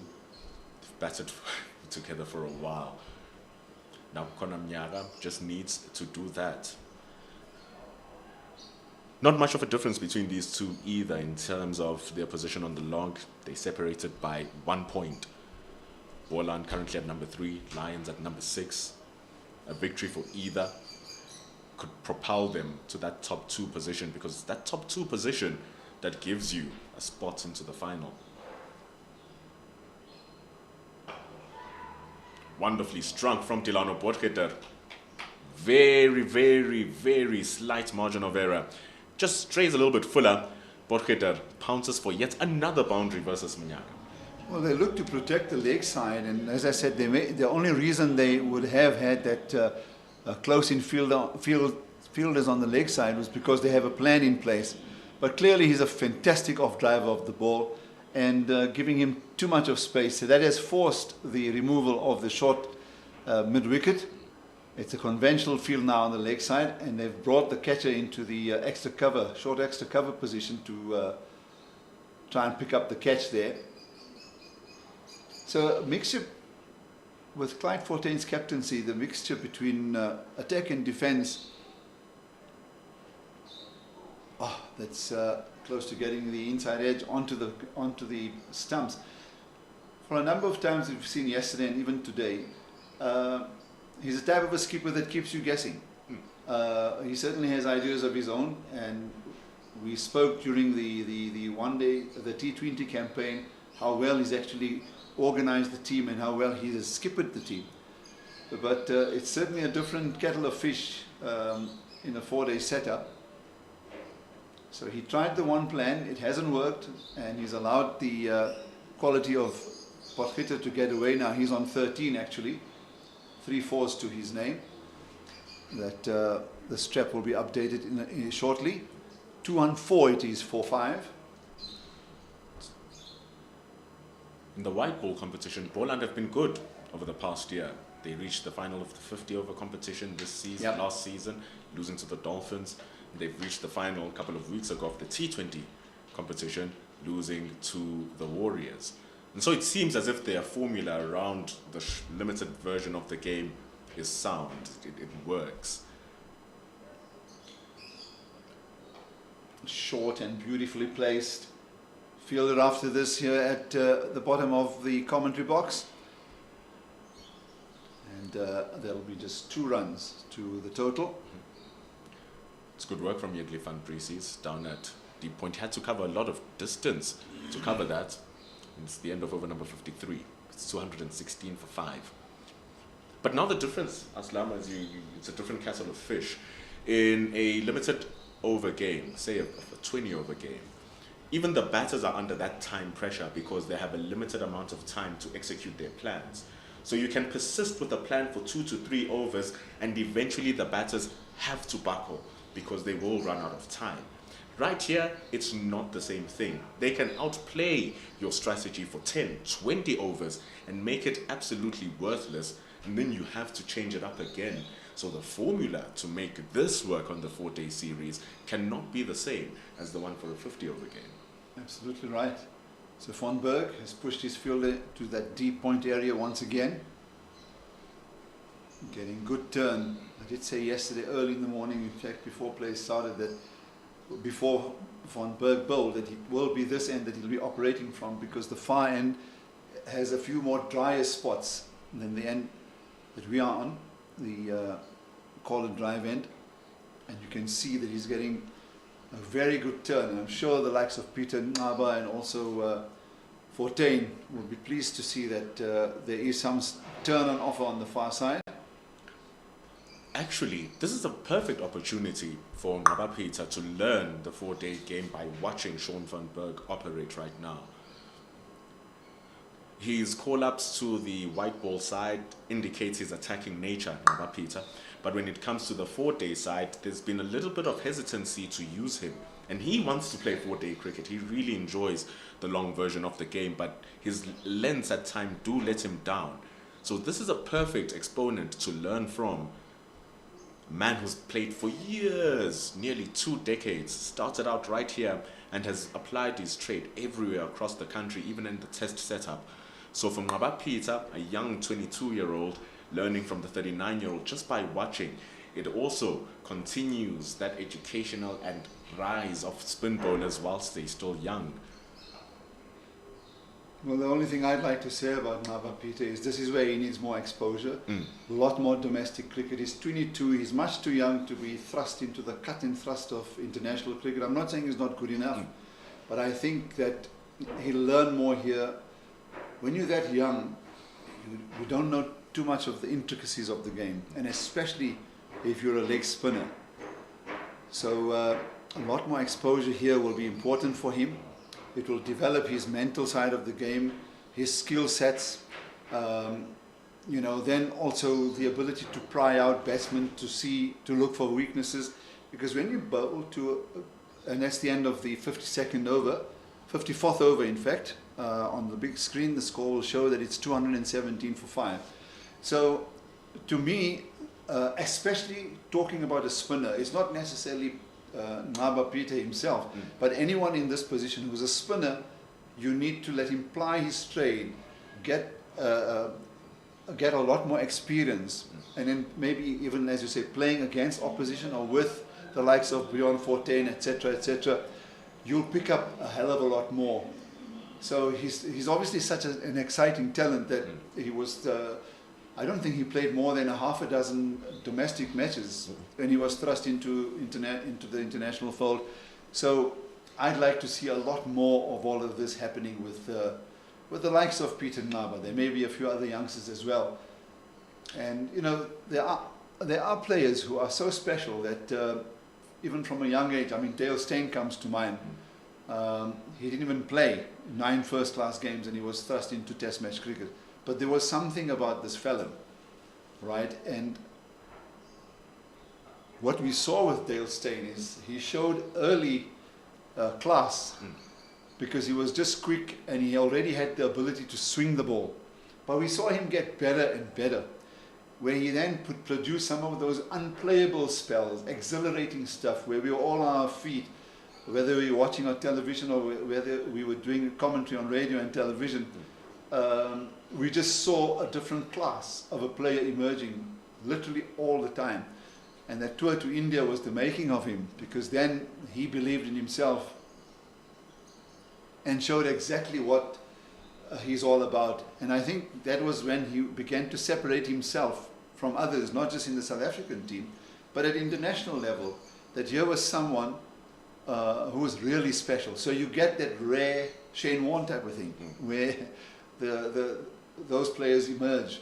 The rest of us, in fact, I always use this example, Bandelo, that if you take the history of Test cricket, and if you look at those statistics, by the way, Steerman's back into the attack, and that's his second delivery, that if you take the top 300-400 players, there's obviously a lot more that have played, but those who stand out statistically, there are probably about 10 geniuses in that list of 400-500. The rest of them were damn hard workers. And you could actually name those 10, but we won't do that. I'm just saying that the rest of the guys work hard, they learn the game, and they come up trumps. Oh, well bowled, beautifully bowled. The length was absolutely perfect, drew him into the stroke on the front foot. We're actually getting to see that now. The first person just came to mind as you were speaking is Luandre Pretorius. He only played, I believe, 4 first-class games, but in those 4 first-class games he had scored 3 centuries already. People were asking, is he ready enough for the professional level? Goes to the SA20, leads the run scoring for the SA20 as an 18-year-old, becomes first-class player of the year for the Titans, gets thrust into the Proteas.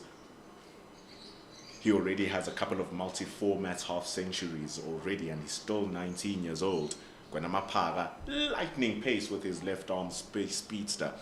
And so every now and then you do get these boys who do come up and they are exposed to it and they can handle the pressure. But then even they come down to the first-class level. They too play domestic cricket. For us to know Luandre Pretorius was that good, it was through us watching him in first-class cricket, not being taken from a lower level. So, dialing back to Ngqabapitsa as that ball caused a little bit of problems for Esterhuizen, but he's okay. So going back to Ngqabapitsa, this is the time for him to show Coach Russell Domingo and the rest of the coaching staff that he is there. In the T20 competition, we saw about 7 debutants for the Lions play. So the opportunities are being provided. It's time. Can you pay those opportunities back? 55 overs, 217 for 5. The score on your screen is a little bit delayed. Yeah, I think with Luandre Pretorius, there was a temptation, obviously, after doing so well in domestic cricket. And then it was, let's have a look at him at SA20, because there you're going to be facing a whole lot of different type of bowlers and classier bowlers, some of the internationals as well. And then he does well, he does better than expected, but not surprised. He didn't surprise many. And then that's what I think tempted the selectors to say, we think he is one of those special breeds that they can persist with. And so you're right. So he's the batsman. You spoke about Kwena. He's the quick bowler. But for me, the emphasis is in this discussion is on the development of spin bowlers, good spinners. The Lions actually gave a debut to Sipopotsane, under-19 spinner, left arm. Good leave that from Delano Butt or from Connor Esterhuizen, trusting the spin. Must be careful that not to be his downfall with the one that just goes in straighter or even turns back to him. Well, the one thing is he's a finger spinner, so you've got to be reading him out of the hand. Beautifully bowled. The length was absolutely perfect there. He had him in 2 minds. And that's what I was saying earlier. He's going to come into his own. He's going to be bowling a protracted spell. And and as I mentioned a few overs back, that he's going to come through quicker. And he'll obviously loop the one in between just to go above the batsman's eye line. But we're seeing what Sean van Berg is all about. And what makes him the class act that he is. There's the floated delivery. bowls very well. And even within the lineup of Boland, their white ball form has been on the back of their three mainline spinners, Sean van Berg, Imran Manak, and Siamahima. Didn't feature much this season, but last season was critical. So these three spin bowlers, Sean van Berg a little bit on the elderly side at 39, Imran Manak is basically at his prime currently at 33, and Siamahima, I believe, is currently 26. But there's players younger than that. Skalk Engelbrecht comes to mind from the Titans, currently 21 years old. He's got a couple of forfers. We've already mentioned Sipopotsane. You go to the northwest, another leg spinner, Caleb Seleka, largely missed out on. 218 for 5. That's what's up on the main scoreboard here. 58 overs complete. And Van Berg certainly being a handful now. 7 overs, none for 15. You can tell that both Potgieter and Esterhuizen very watchful against him. And it's still a while before they go to lunch, possibly about 45 minutes. We'll keep an eye on this because we know that the umpires have added on time early this morning. I'm not sure if they're going to make it 12:30 when lunch will be taken. So it's actually turned out to be a good absorbing session of cricket.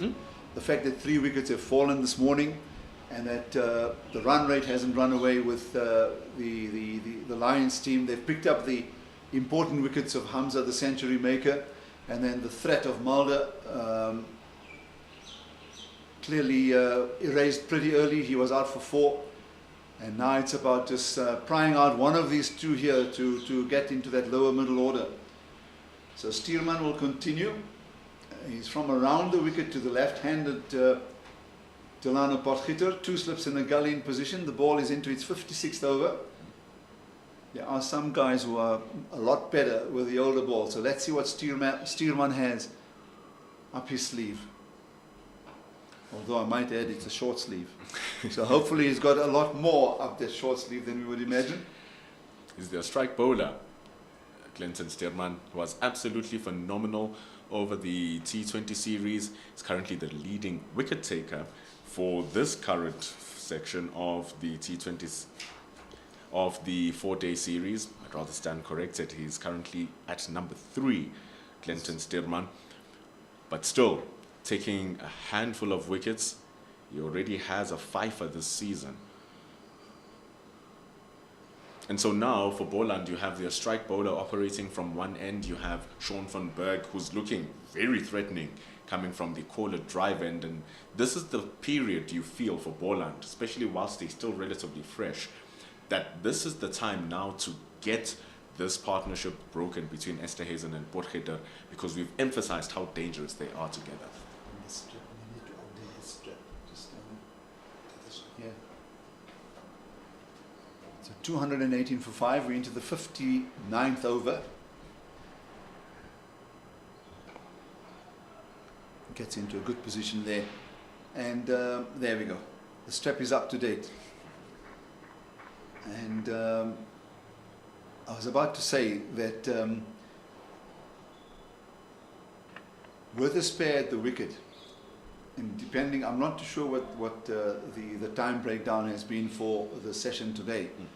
Whether if it is a protracted session, then it means that these two really have to knuckle in, because at 218 for 5, you open the door, and while at one stage you're expecting 350 on the board, and suddenly all that goes pear-shaped, and you bring the opposition into play. And you were just talking about the quality of batters that the Boland team do have. So they can't take it any lightly, but it's been an absorbing session, and well played by both teams. 219 for 5, with that single taken to the onside. Clinton Steerman, he had a little bit of a spell with the Proteas as well. A couple of seasons ago, he was bowling really good whilst he was still at the Warriors.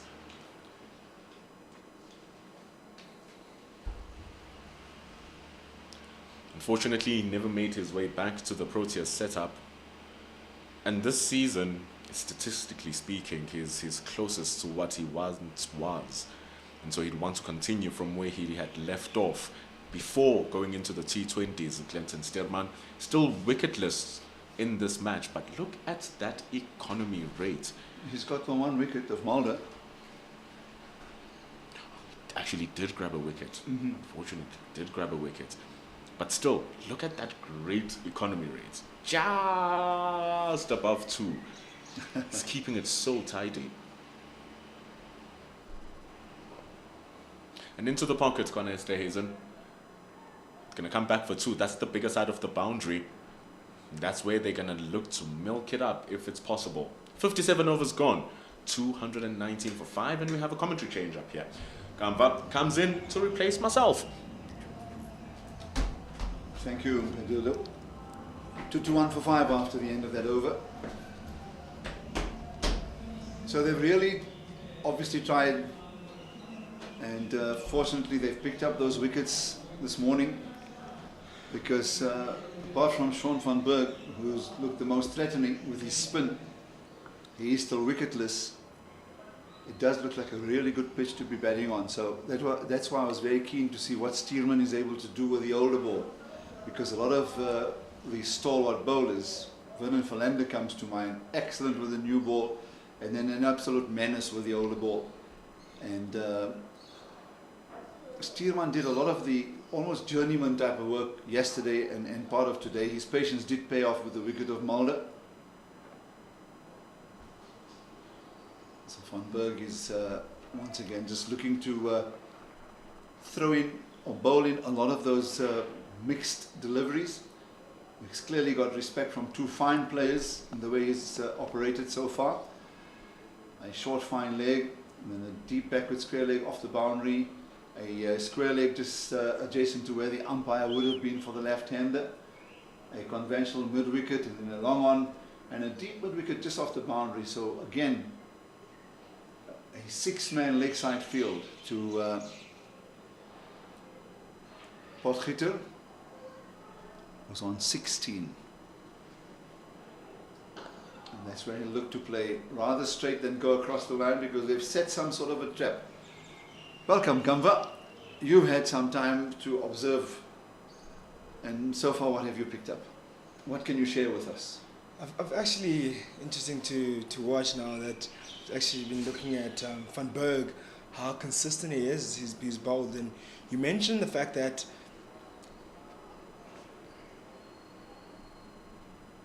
it's a really good pitch to bowl, but right now Boland have got 2 bowlers that have bowled really well consistently and hit their areas very nicely, and it's going to be very important during this period, especially going to the second session, where it's going to be a lot easier to bat, where you need bowlers that can hit their areas consistently and drive the runs. And one thing I've noticed though, that I've really observed, is that Van Berg has really got a lot of turn out of this pitch.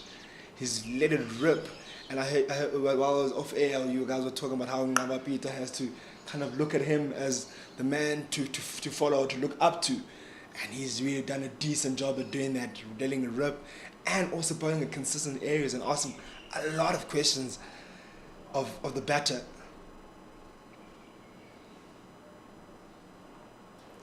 And almost picking up the wicket of Connor stays in the previous over, getting that inside edge that almost hits the stumps, and proving that how consistent the areas are. And really, I've been impressed how he's gone about his business so far, and he is an experienced campaigner.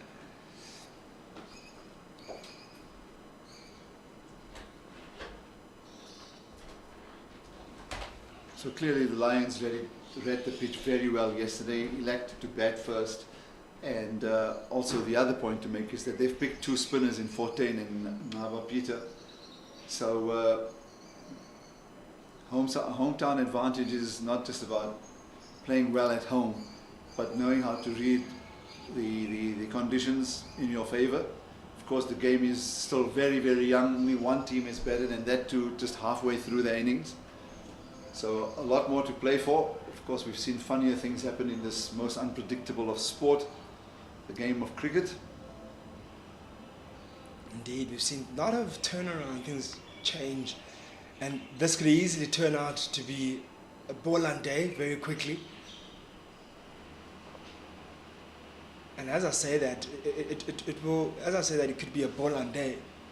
You see the hands on the head, because he's immediately, there's only two fielders on the leg side, and he bowls a long half volley on the line of leg stump, just nicely pushed out to the onside for a quick single. So he has to reorganize himself now. That's what a bowler doesn't want to do. Captain's quite demanding when he's looking to bowl to a 7-2 field. And not just that, he's bowling to a left-hand, right-hand combination, which doesn't make it any easier for him. You want to stick around and bowl to one batter and put them under pressure. And changing now your lines and length to a right-hand composed to a left-handed, two different lengths and two different batters, which makes it a bit more difficult for you to set him up and be able to get that wicket or get the better of the batter. Mm-hmm. So Steelman for a moment, maybe, I don't know, he stopped for a while on his way back to the top of his mark. Would he be looking to be coming around over the wicket? In fact, he is. So it wasn't just guesswork. I just sort of seemed to read his body language. So he's made that adjustment. Not too much of an adjustment to the field, but he wants to run this across Potgieter, and he does so. So now he has a two-man leg side field, just with deep backward square leg, or backward square leg, and then you've got a mid-on. The rest of the fellows are on the offside. Deep point, and then the rest of them in the inner ring, saving one. Mid-off, I think a cover, extra cover, and then two slips in a gully. So Potgieter immediately will know here that anything, you'll be probably be thinking back of a length delivery will be there, just outside of his off stump, because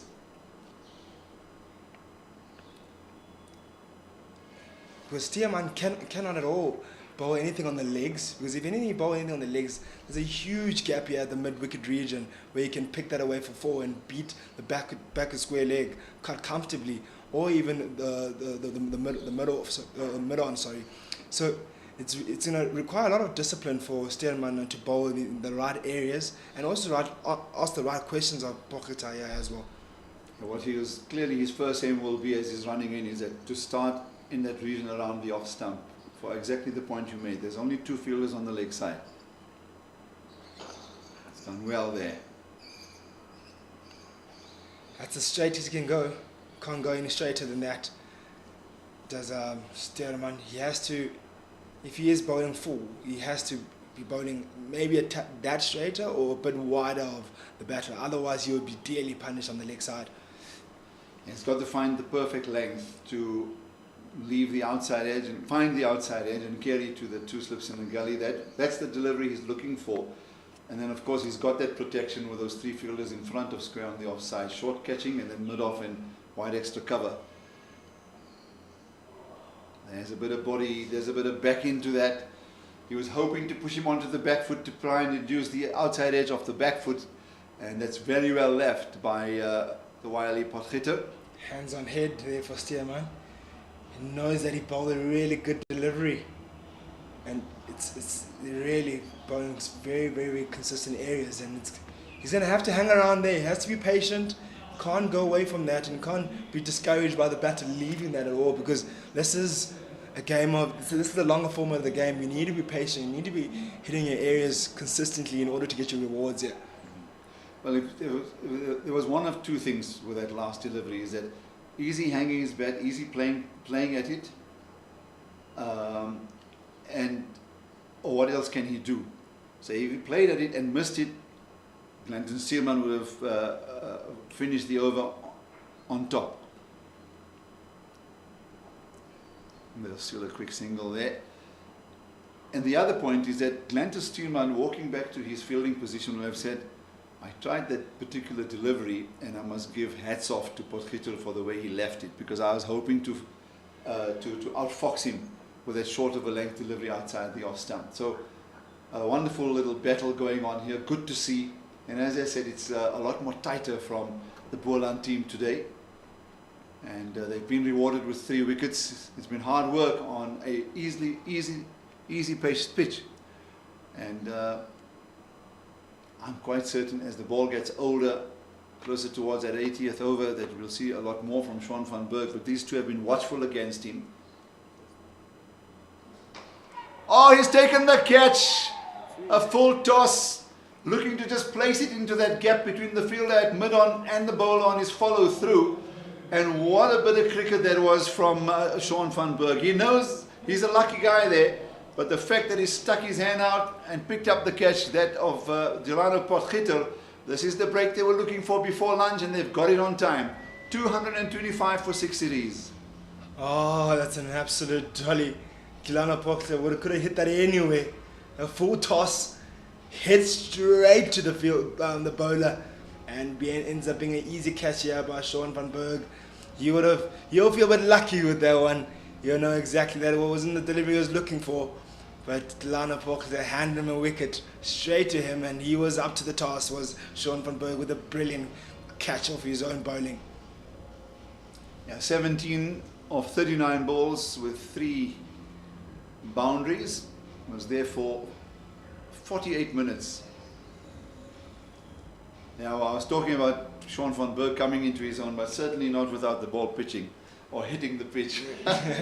But he was definitely looking to just place it wide of the bowler, because having studied the field, and I said earlier there's 6 men on the leg side, so there was a wideish mid-on and then a long on, so just to play it into that gap for one. And Shaun van Berg has picked up that return catch. He made it look so easy. Fortunately, it was pretty straight on his follow-through. Eye on the ball, took the catch. In comes Bjorn Fortuin. That's a good wicket to get before lunch. And in an extended session, this is really good for the Boland team, because that's the 4th that they picked up this morning. So good going for the visitors. What can the pairing of Esterhuizen and Fortuin now do? Really good going for them so far. For 4 wickets have fallen this morning, and they'll be happy with that. And they've come in this morning knowing that they've only picked up 2 wickets in 27 overs yesterday, and now today 4 this morning, and they'll feel like they're right on top now. Yes, there's been some runs have been scored, but 4 wickets is a huge margin to get, or wickets to get early on in the morning.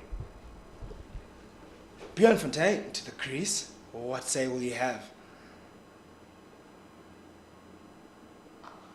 And he's off the mark with a neat little push to the offside. Immediately, just the fact that he's getting that kind of turn, and he's picked up the wicket.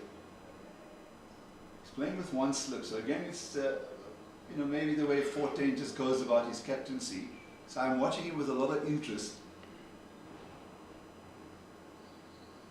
And I say this, Kamva, because should he have had maybe somebody close up on the offside at the short cover position catching, he does have one now, pretty straight short cover. In fact, it's almost like a short mid-off.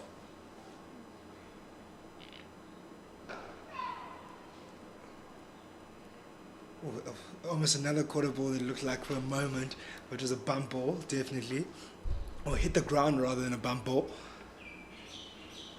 Pushing it through as if Van Berg in that delivery in that occasion.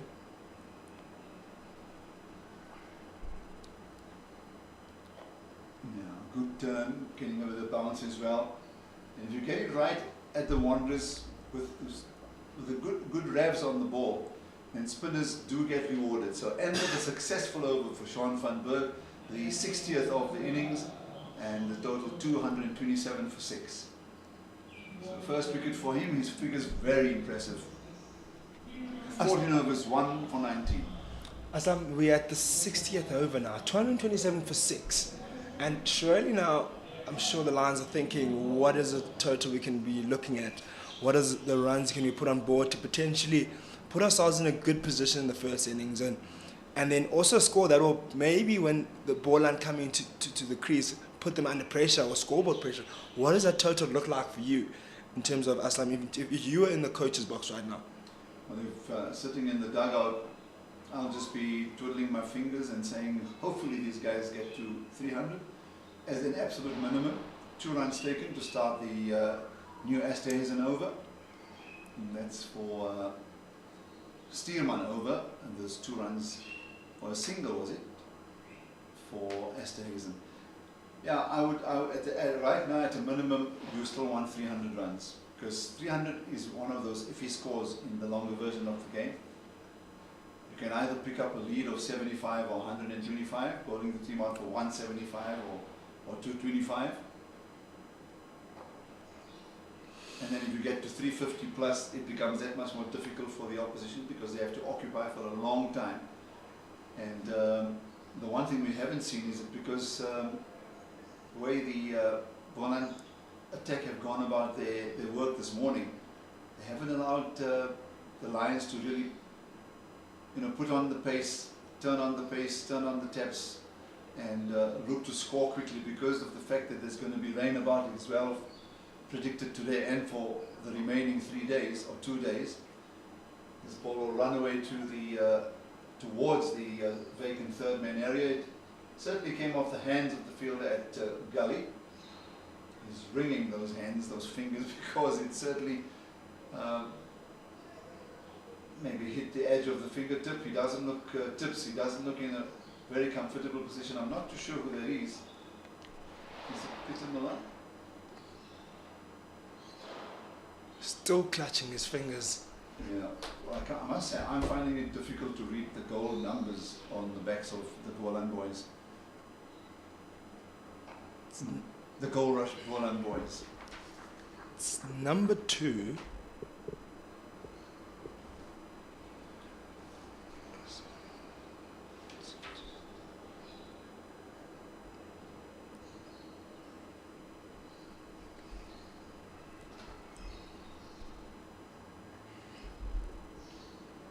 Certainly getting nice and hot. High clouds at the Wanderers, beautiful sunshine. It's an extended session. Means that the likes of Stuurman and others are really having to work very hard. But the fact that they have Sean van Berg bowling on the one end, it allows Fortuin to just manipulate his bowlers on the far side. And you can see why he's using most of his seamers from the other end, because that's where there's certainly a lot more assistance on this Wanderers pitch for the seam bowlers.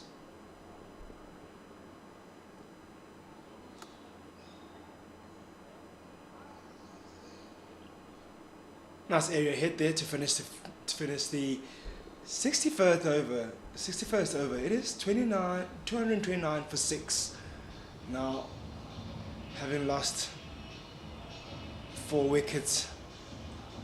Number 2 is in fact Peter Milan. He seems to be okay now. Tough guy. Real tough guy there. Rebuilding phase now for the Lions. Not much they can really gain out of the session anymore. I think it's a matter of just getting to the lunch break and discussing again what are the plans moving forward. I think it's just you don't want to lose any more wickets if you're the Lions. Powerful looking drive. Straight to the fielder at deep point. Square drive, in fact, of the Esterhuizen bat. Or was it the Fortuin bat, pardon me? Yeah, nice shot. Those shots are not really easy to play, to open up your body, and especially with the ball turning where it's been.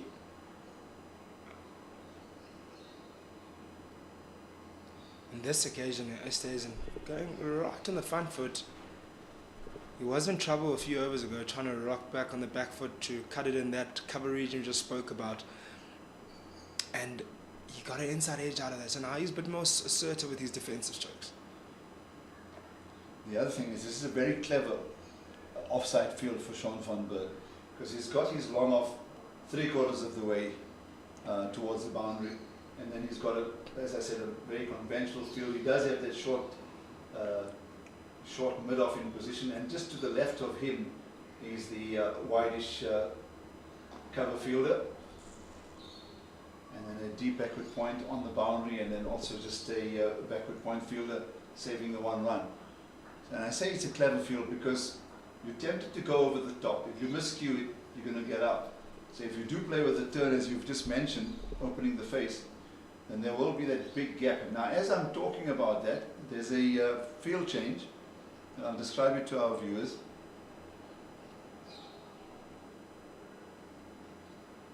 Yeah, a helmet has been brought to the middle. So I was expecting this earlier when the new batsman had just come in. So 14, obviously, maybe just thinking about it as things go along. But this is exactly what I was mentioning. Exactly that. Yeah. So there's a silly mid off now. They've done away with the short cover. And they've got a conventional offside field with still long off 3/4 of the way through.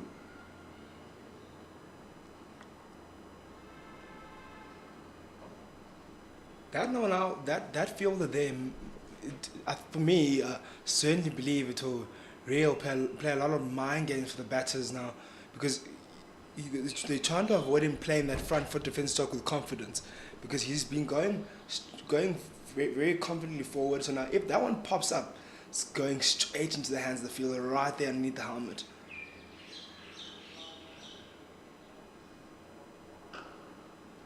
Well bowled, well played.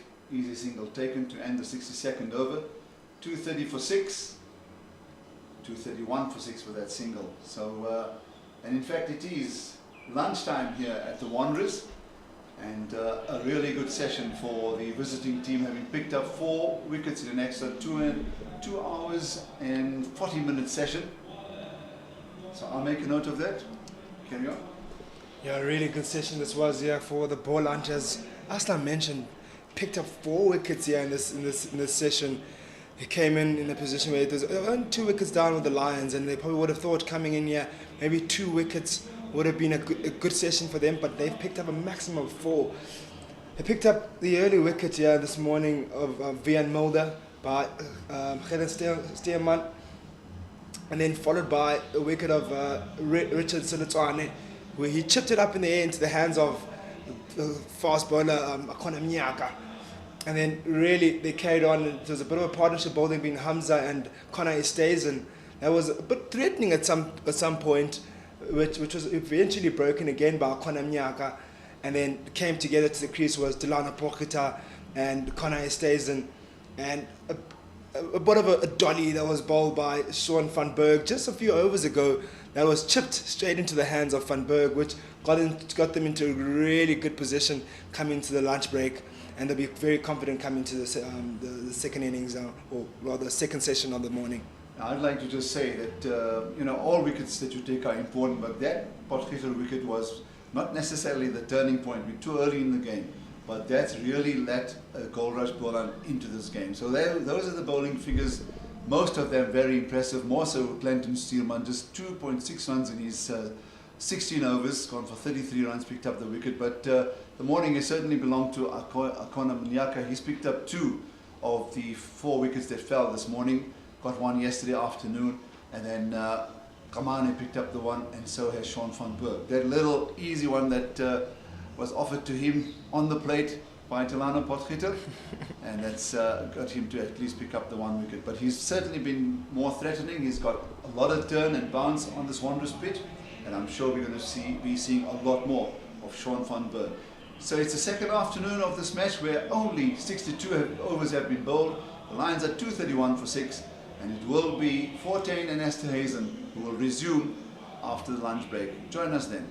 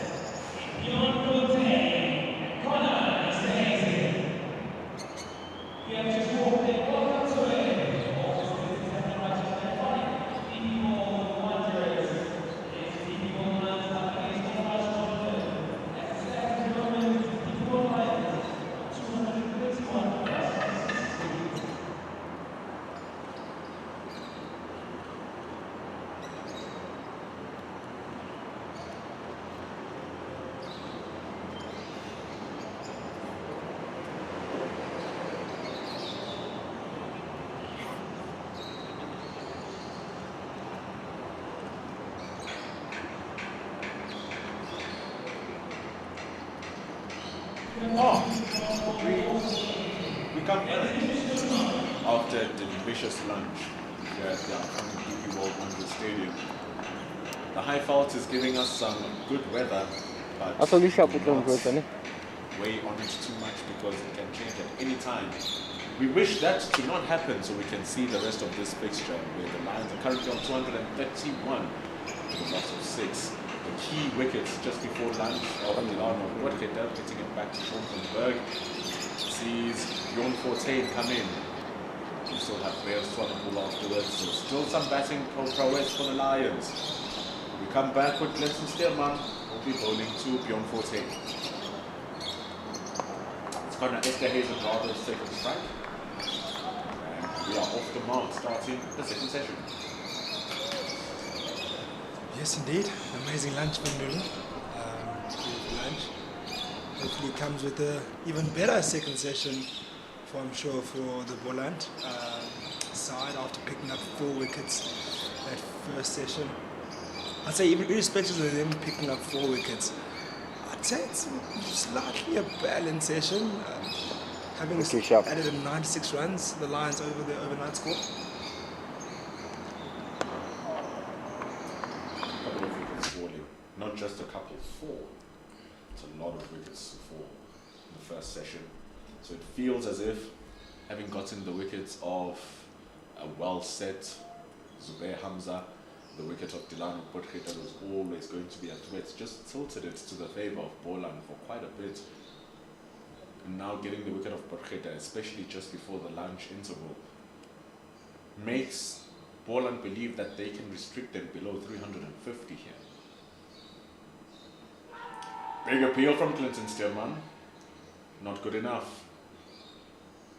It's going to be leg by, so the assumption is that it's going to just drift down the legs.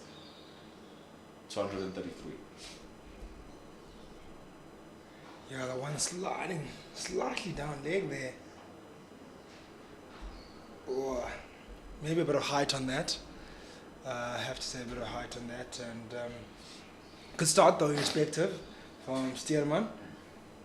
Hence the appeal was not even that strong from the Boland players, but you just want to have that little bit of a sharpness to start the new session.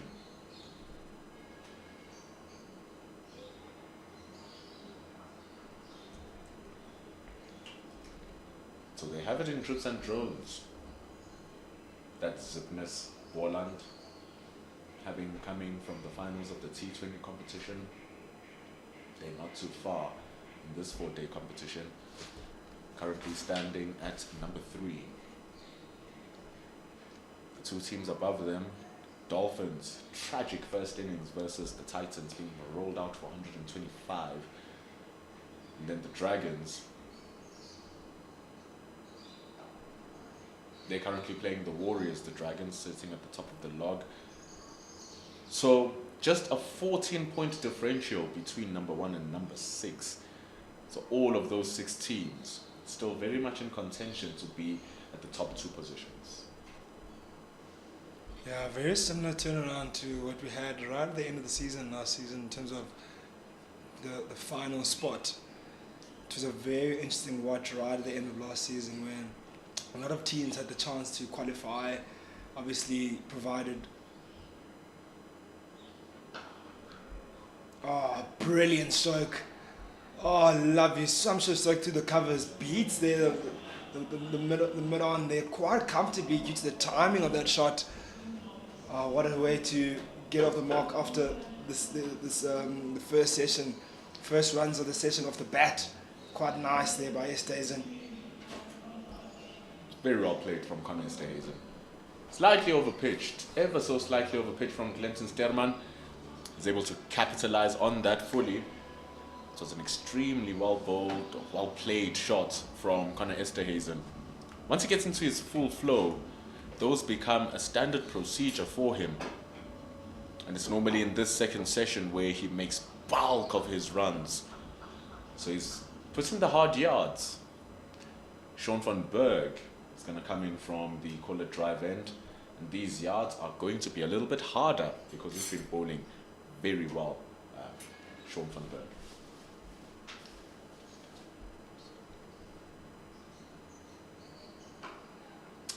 Johannesburg bowled really well there in that first session. Very consistent in his lines and picked up a wicket. Maybe not the type of wicket he would like to have picked up. Had a full toss hit straight to him there by Delano Bokita. And he's continuing with his work now, hitting those zones again, bowling to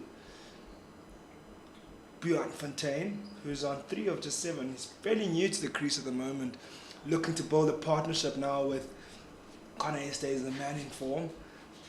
It will be also a dangerous partnership. This is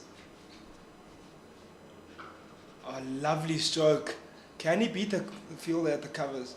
No, he doesn't. Good fielding though. Nice way to come around there and cover that one. Bjorn Fortuin, a very capable batter. Never ever take him or count him out of the game. Connor Esterhuizen has just shown his class, getting selected for the South Africa A team, going up against India A. Had a very good half century in the second innings of the second match, scoring a 50 in just 52 deliveries, Connor Esterhuizen. So apart from his form, domestically his form also transmits into a higher level of cricket, even away from home. So still a very capable partnership here for the Lions. Bjorn Fortuin himself with 7 first-class centuries.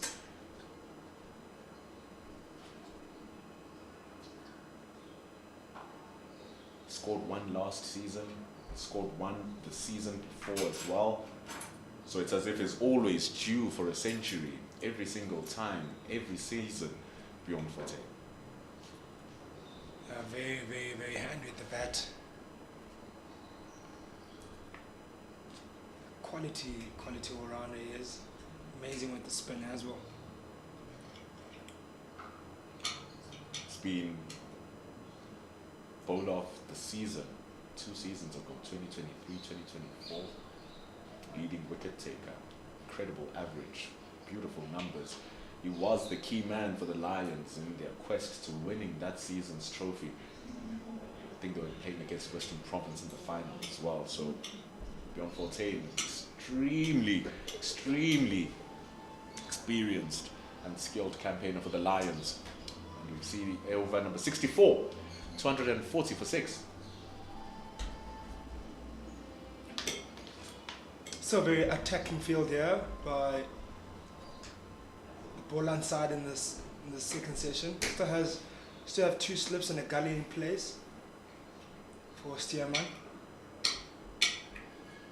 Shows that they still out there to attack and to pick up wickets and create more inroads into this batting lineup of the Lions and hopefully restrict them below that 300 mark. They wouldn't want to get anything beyond that, especially with the amount of work they put in this morning, picking up those 4 wickets. The last thing they want is picking up early wickets, or 4 wickets in the first session, and then having a flat second session, I dare say. And they'll want to carry on in their merry way and pick up maybe the last 4 and get another 4 in this session. The key is stopping any development of partnerships. Sometimes it's not even the good ball that gets you the wicket, like we saw with Delano Bokita smashing it back to Sean van Berg. Or even yesterday, Akona Mnyaga getting the wickets of Dominic Hendricks, and even Dominic Hendricks getting his edge onto the stumps. It's soft wickets to break the big partnerships and key partnerships.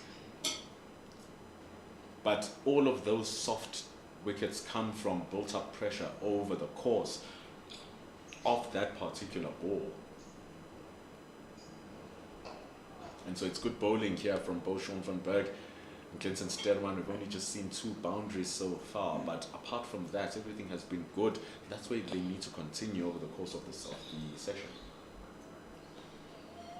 Yeah, indeed, they have to continue in that way. They have to continue in that fashion.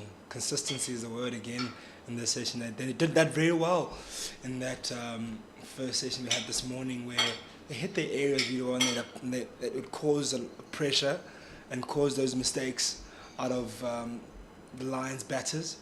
So they'll want to go away from that. They'll want to stick to those lines, and then as Stearman did very well in that first session.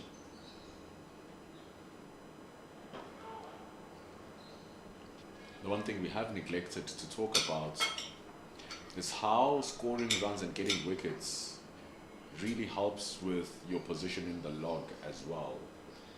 Every single team that is in the top 6 right now is playing for the possibility of going to be top 2 at the end of the whole competition to play that 5-day final later on next year.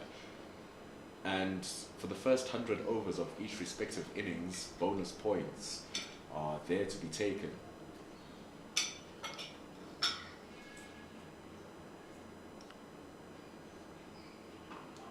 First 100 overs of each team's first innings is where it counts. So right now the Lions are in their first batting innings. 150 is where they get their first bonus batting point, and then every run that they score after that until over number 100 counts for 2% of a point. So you need to get 50 runs in order to accumulate a full point. Right now the Lions are well on their way to getting point number 3, currently on 2.9.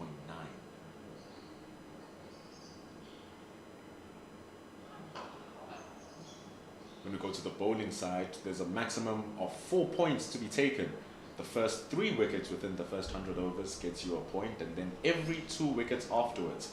So wicket number 3, wicket number 2, wicket number 5, wicket number 7, wicket number 9, all gets you bonus points. Right now Boland have 2 bonus bowling points, and at the end of over number 65 means that we still have 35 overs of potential bonus points to be taken. Lions on 241 for 6. Thank you, Bendulo, for that insight. I really appreciate your detailing on each, for the bowling side and the batting side, so the listeners can keep an eye on that quite nicely and know what exactly is at stake for each, the batters and the bowlers at the moment.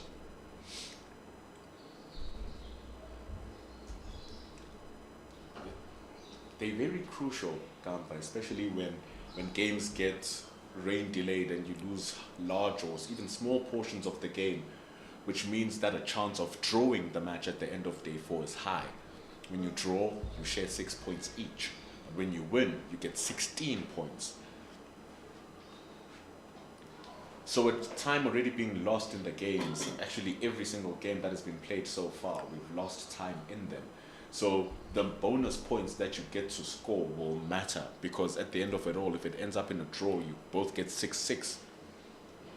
And there's only 1 point differentiating number 2 and number 6. So every run, every wicket matters. Oh, picks up the outside half of the bat there is that Bjorn Fontaine there with the bat in hand, as he looks to play that cover drive that he likes playing a lot against the spin of Van Berg. But that time around didn't really get good timing on it.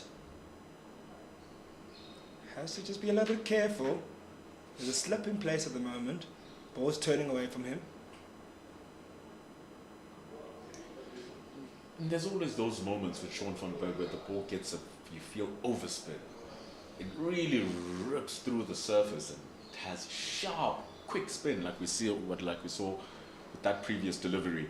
We saw Connor Esterhazen being beaten by 1 just like that in the first session.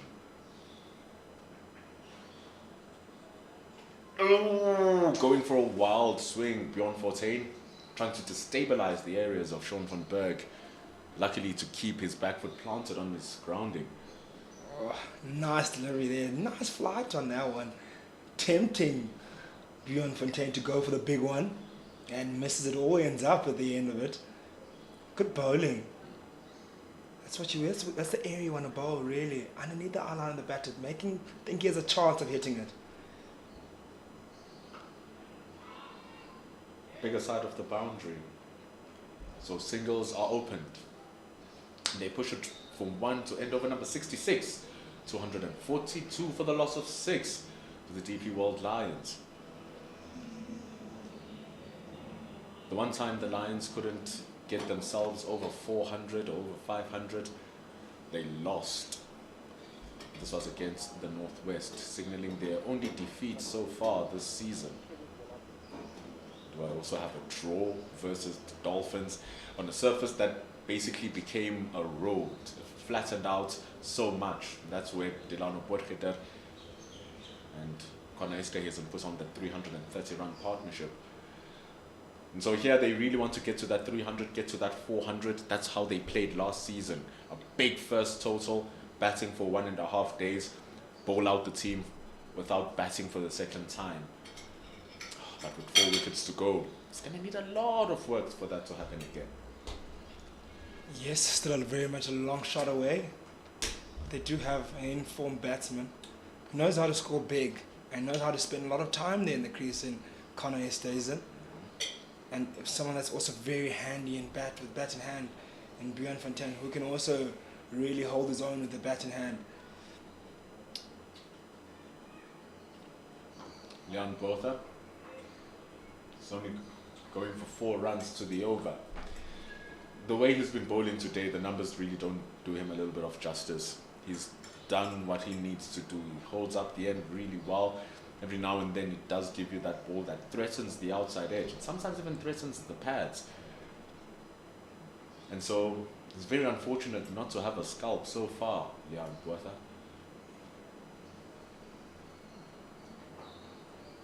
Everything is just so tidy, everything is so compact. But the Lions batter is able to deal with it pretty handily so far. Yeah, he's bowled with a lot of energy. A lot of pace as well behind him. And consistency is what has been important for him as well with the way he's bowled.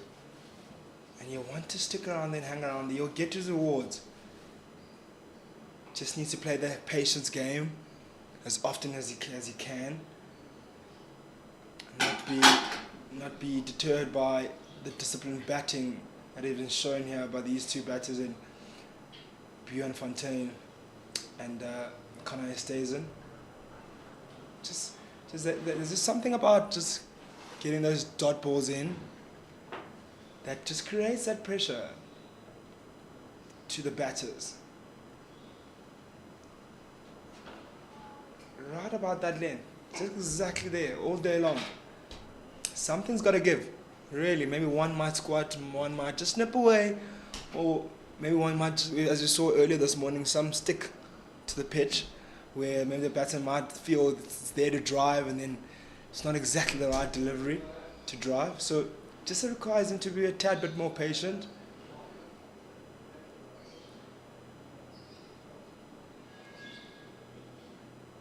Oh, so it's a little bit short. It's a long boundary, but it's not big enough to stop that pull shot from Bjorn Fontaine. It's very well played. In front of square as well. That's going to be 4 runs. Oh, he climbed on that one quickly. As soon as he saw it was short, he swiveled quite nicely and pulled that one all the way along the carpet. This beautiful outfield here at the Wanderers Stadium. And if you time it well and get on this outfield, gives fielders no chance. Up into the air, might cost him his wicket. Luckily enough, goes over the head of Clinton Sterman, who's standing at mid-on. That one had much less conviction than the previous one from Bjorn Fontaine. But again, a couple of runs being leaked off the over of Leon Botha. After 67, it's 248 for 6. Yeah. Scenes happening for the current log leaders. Northwest Dragons, new position for them, being at the top of the 4-day series, having got their first-class victory as a unit 2 seasons ago. They don't have their stalwart Ruben Herman. They were rolled out for 160 versus the Warriors, who are sitting currently number 4 on the log. So 160 out for the log leaders, not good for them. They might potentially be throwing away that number 1 position should Dolphins, Boland, Warriors or Lions win their respective games. Here's Schompenberg.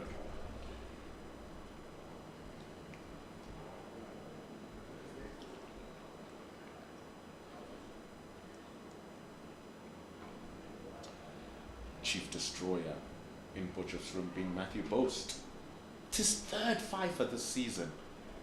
Starting this season, Matthew Boast had no fifers at all, 0. And now he has 3 in his first season at Gqeberha, at the Warriors. Really working well for Matthew Boast.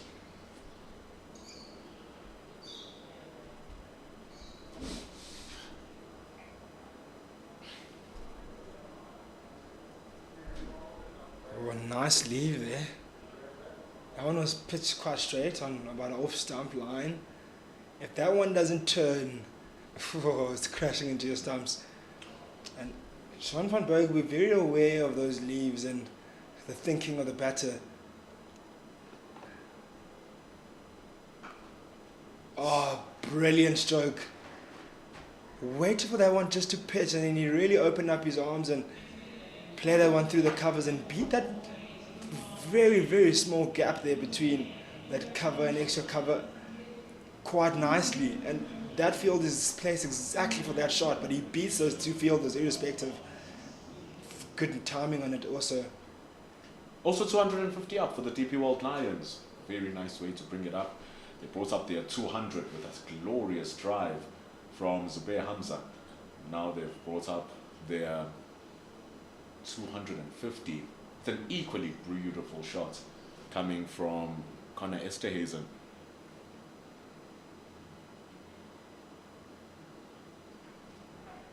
It was rather Bjorn Fortuin with the strike. The graphic will get updated with the correct scores for the respective players. Now it's Connor Esterhazen is taking strike, currently on 26. How Sean van Berg would love to pick up this wicket here of Connor Esterhazen. You'll know how big it is for his team, and you would love to get a breakthrough here. Ball's a bit shorter. And Connor Esterhazen just packs it away down to that cow corner region. Just for a single though.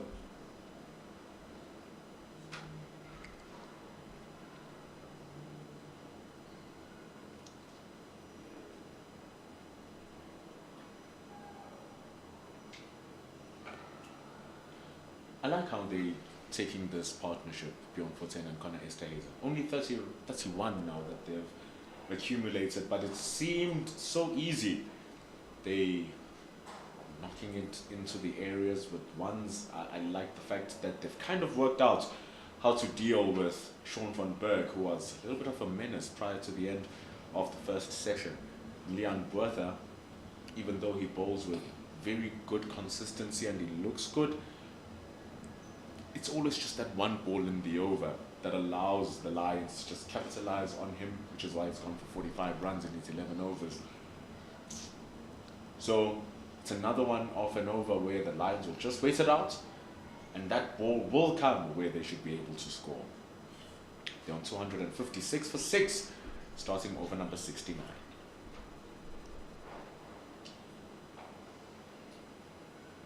These are the areas he's been bowling really well there on Botha.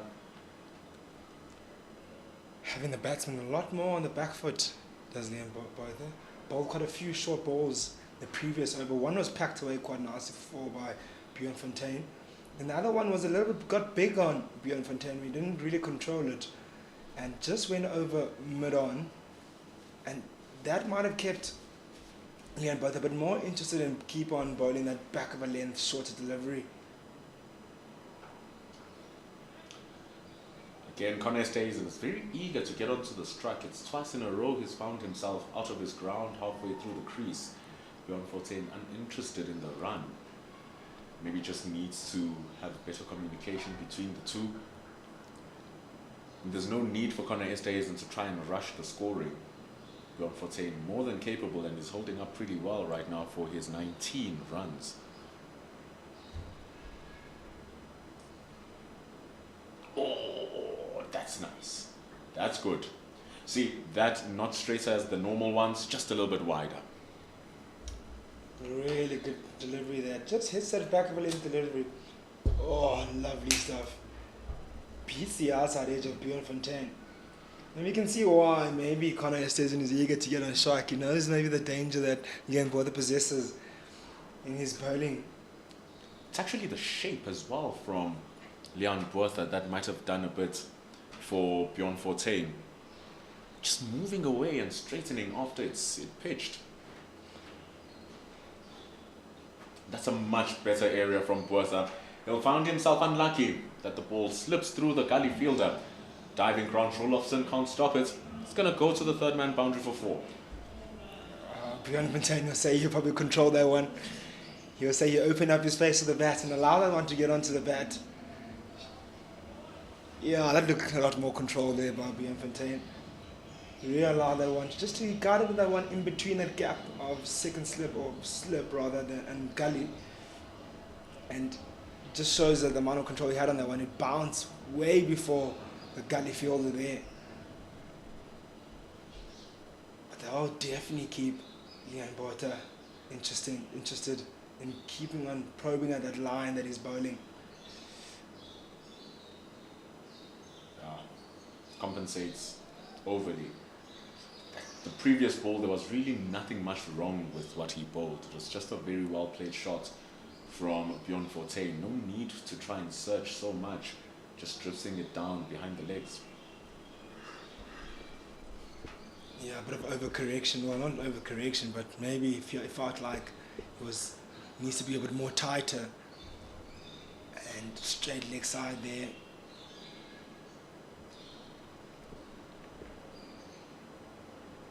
Too wide, way too wide. An easy slash from Bjorn Fortuin, a beautiful slash that is. It races to the third man boundary for yet another 4. After 69 overs, it's 264 for 6. Yeah, runs are leaking now in this second session here for the Boland. Wouldn't have wanted that. They would have wanted to be a lot more tighter coming into the session, especially after picking up those 4 wickets.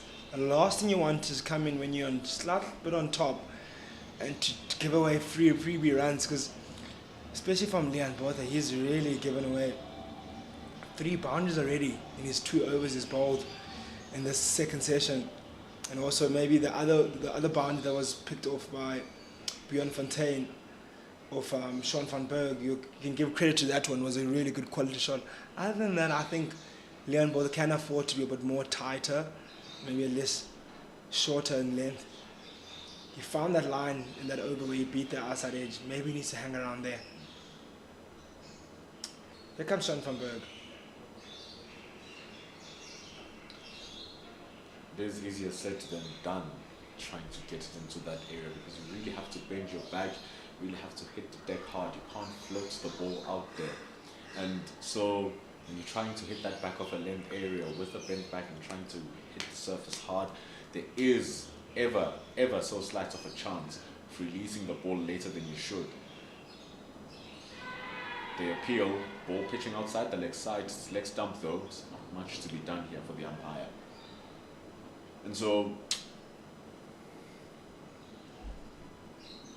Look at that way down on pitches.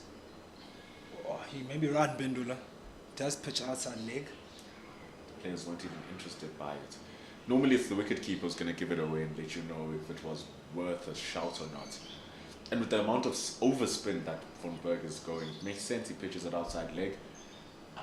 Because the moment he pitches it straight, it creates that amount of width for Connor Esterhazy to slap it through for a single. So it's understandable why it's so straight, because a little bit of width becomes too wide. Yeah, he's getting a lot of turn in Sean van Berg, and you've seen a lot of shots being played by Bjorn Fortuin. He waits for the ball to rather bounce, and then he picks it, he rocks on the back foot and plays it down to that sweeper boundary there, the fielder, and it becomes an easy one at the end of the day.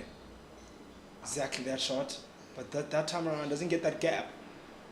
But he knows exactly what the ball's going to do. It's going to bounce short and turn away from him, which will allow him to free his arms and play that cut shot.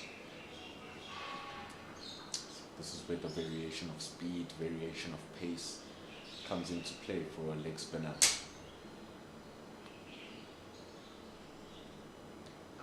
You just want to play around with it, mess with the timing of the batter, especially if you start hitting your areas consistently, the batters are going to work you out. So get them into the shot earlier than they should, or get them later into the shot than you should. Bowl it quicker, bowl it slower, give it more flight.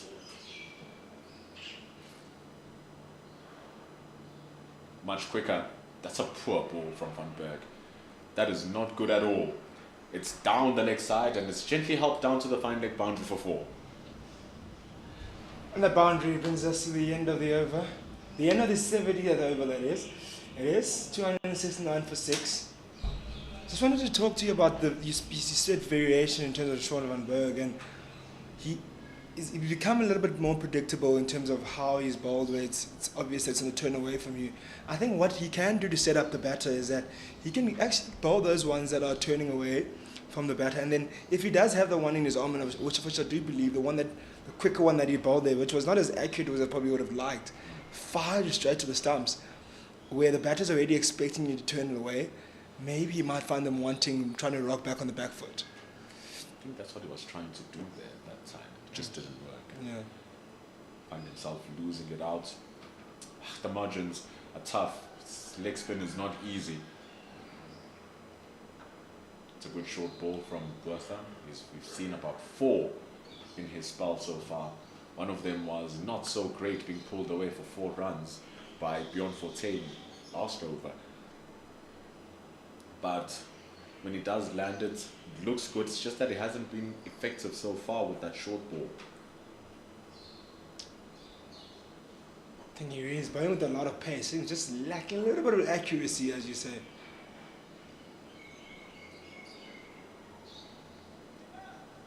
So he's going to have to play his job here. Really going to have to pay his dues, Leon Bertha.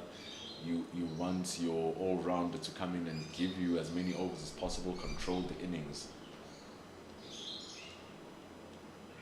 It seems like also they don't have the usage of Aviram Gijima, Boland, who's a very useful spinner, can hold down a couple of overs.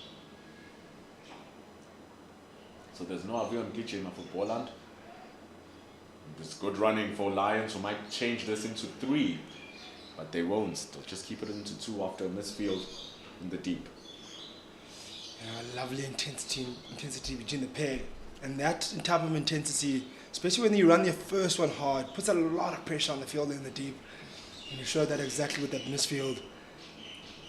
Ran the first one hard, and then the second proved to be a lot easier.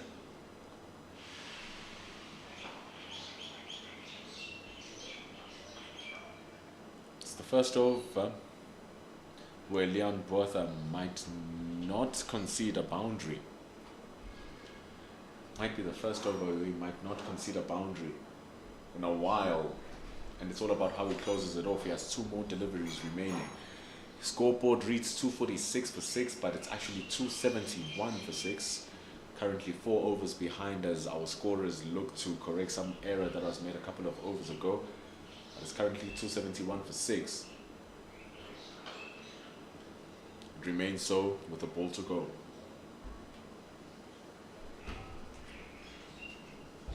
And I'm sure going into the lunch break, these were the type of overs that they were talking about at the lunch break. Tightening up those runs and not giving runs away, but it has been to the favour of the Lions coming to this second session where they've found run scoring a lot easier, or boundary scoring rather. Haven't been much rotation of strike, but in terms of boundaries, they've been there and available for them.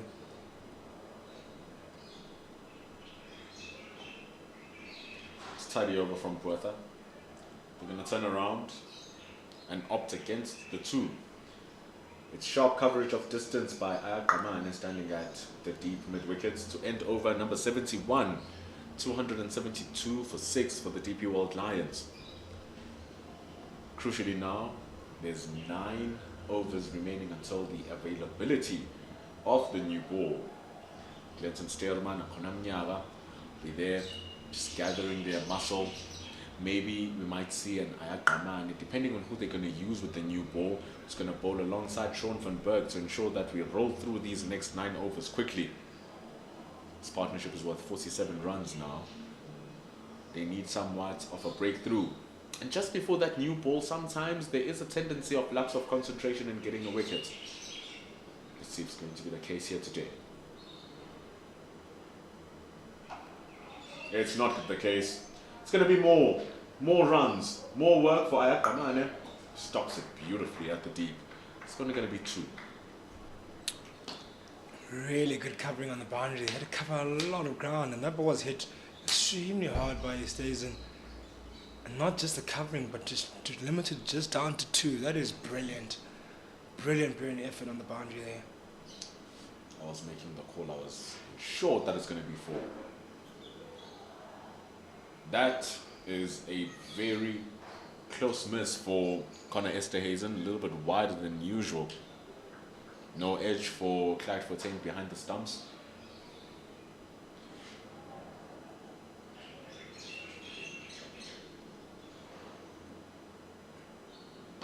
Goes to the leg side. Oh, not a good ball from Sean van Berg. No protection there. A little bit too full. It's going to be the first 6 of the day. Not much power behind that one. Just more timing more than anything else.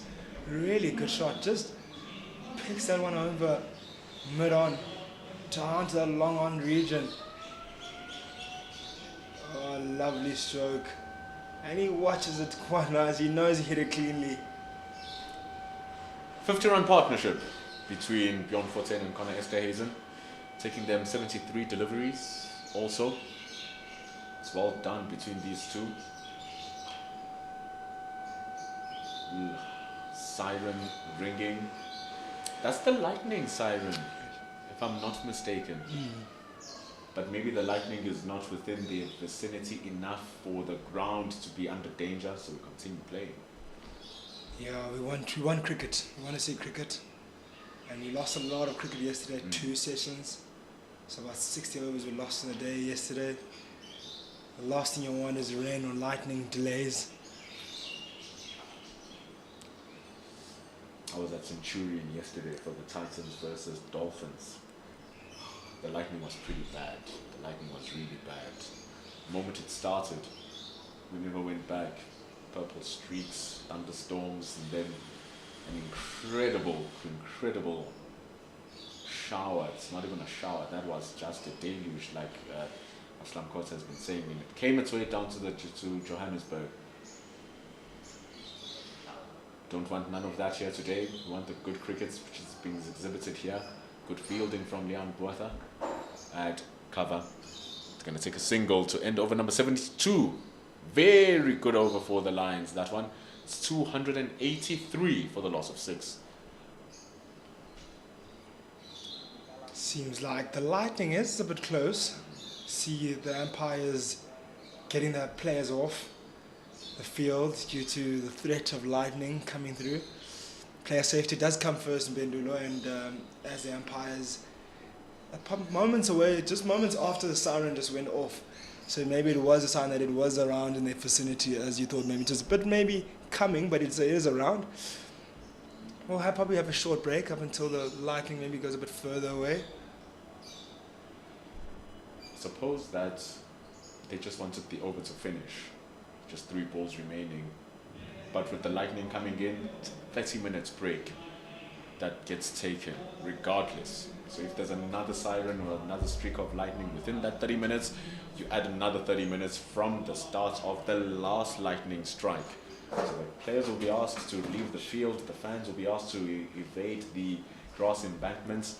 However, if the umpires assess the conditions within 10-15 minutes and they see that the clouds have dispersed, there's no chance of the lightning being around, they can come in even before the 30 minutes break. But protocol states 30 minutes, then we're going to come back after the case. So the score is currently 283, or rather 280, yeah, it's 283 for the loss of 6. Bjorn Fontaine on 32, Connor Esterhazen on 41. It's a very healthy partnership between the two, but it's that innings from Zubair Hamza that sets it up at the top. But it's been met with some good bowling as well.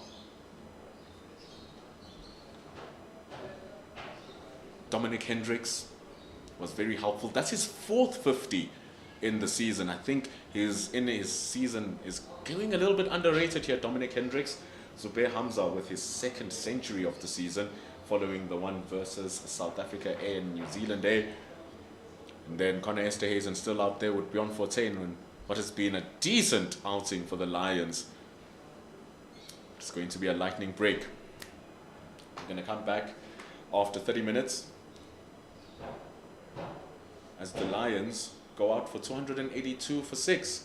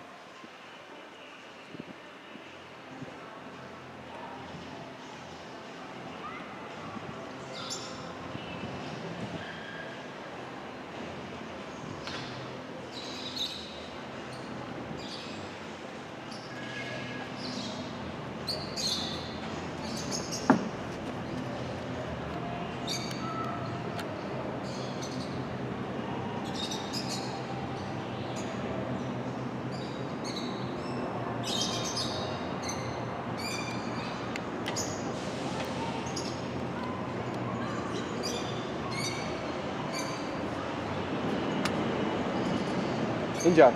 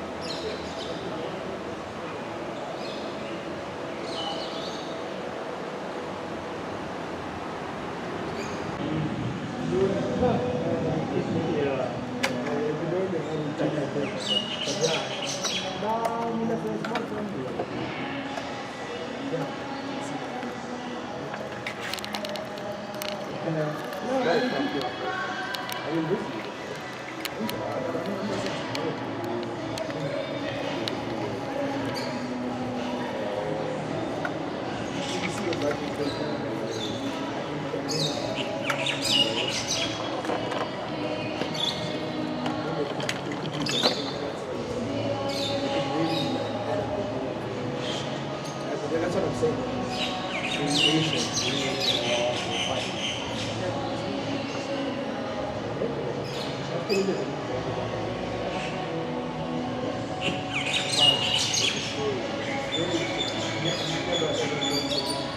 at least the worst case scenario, like just like worst case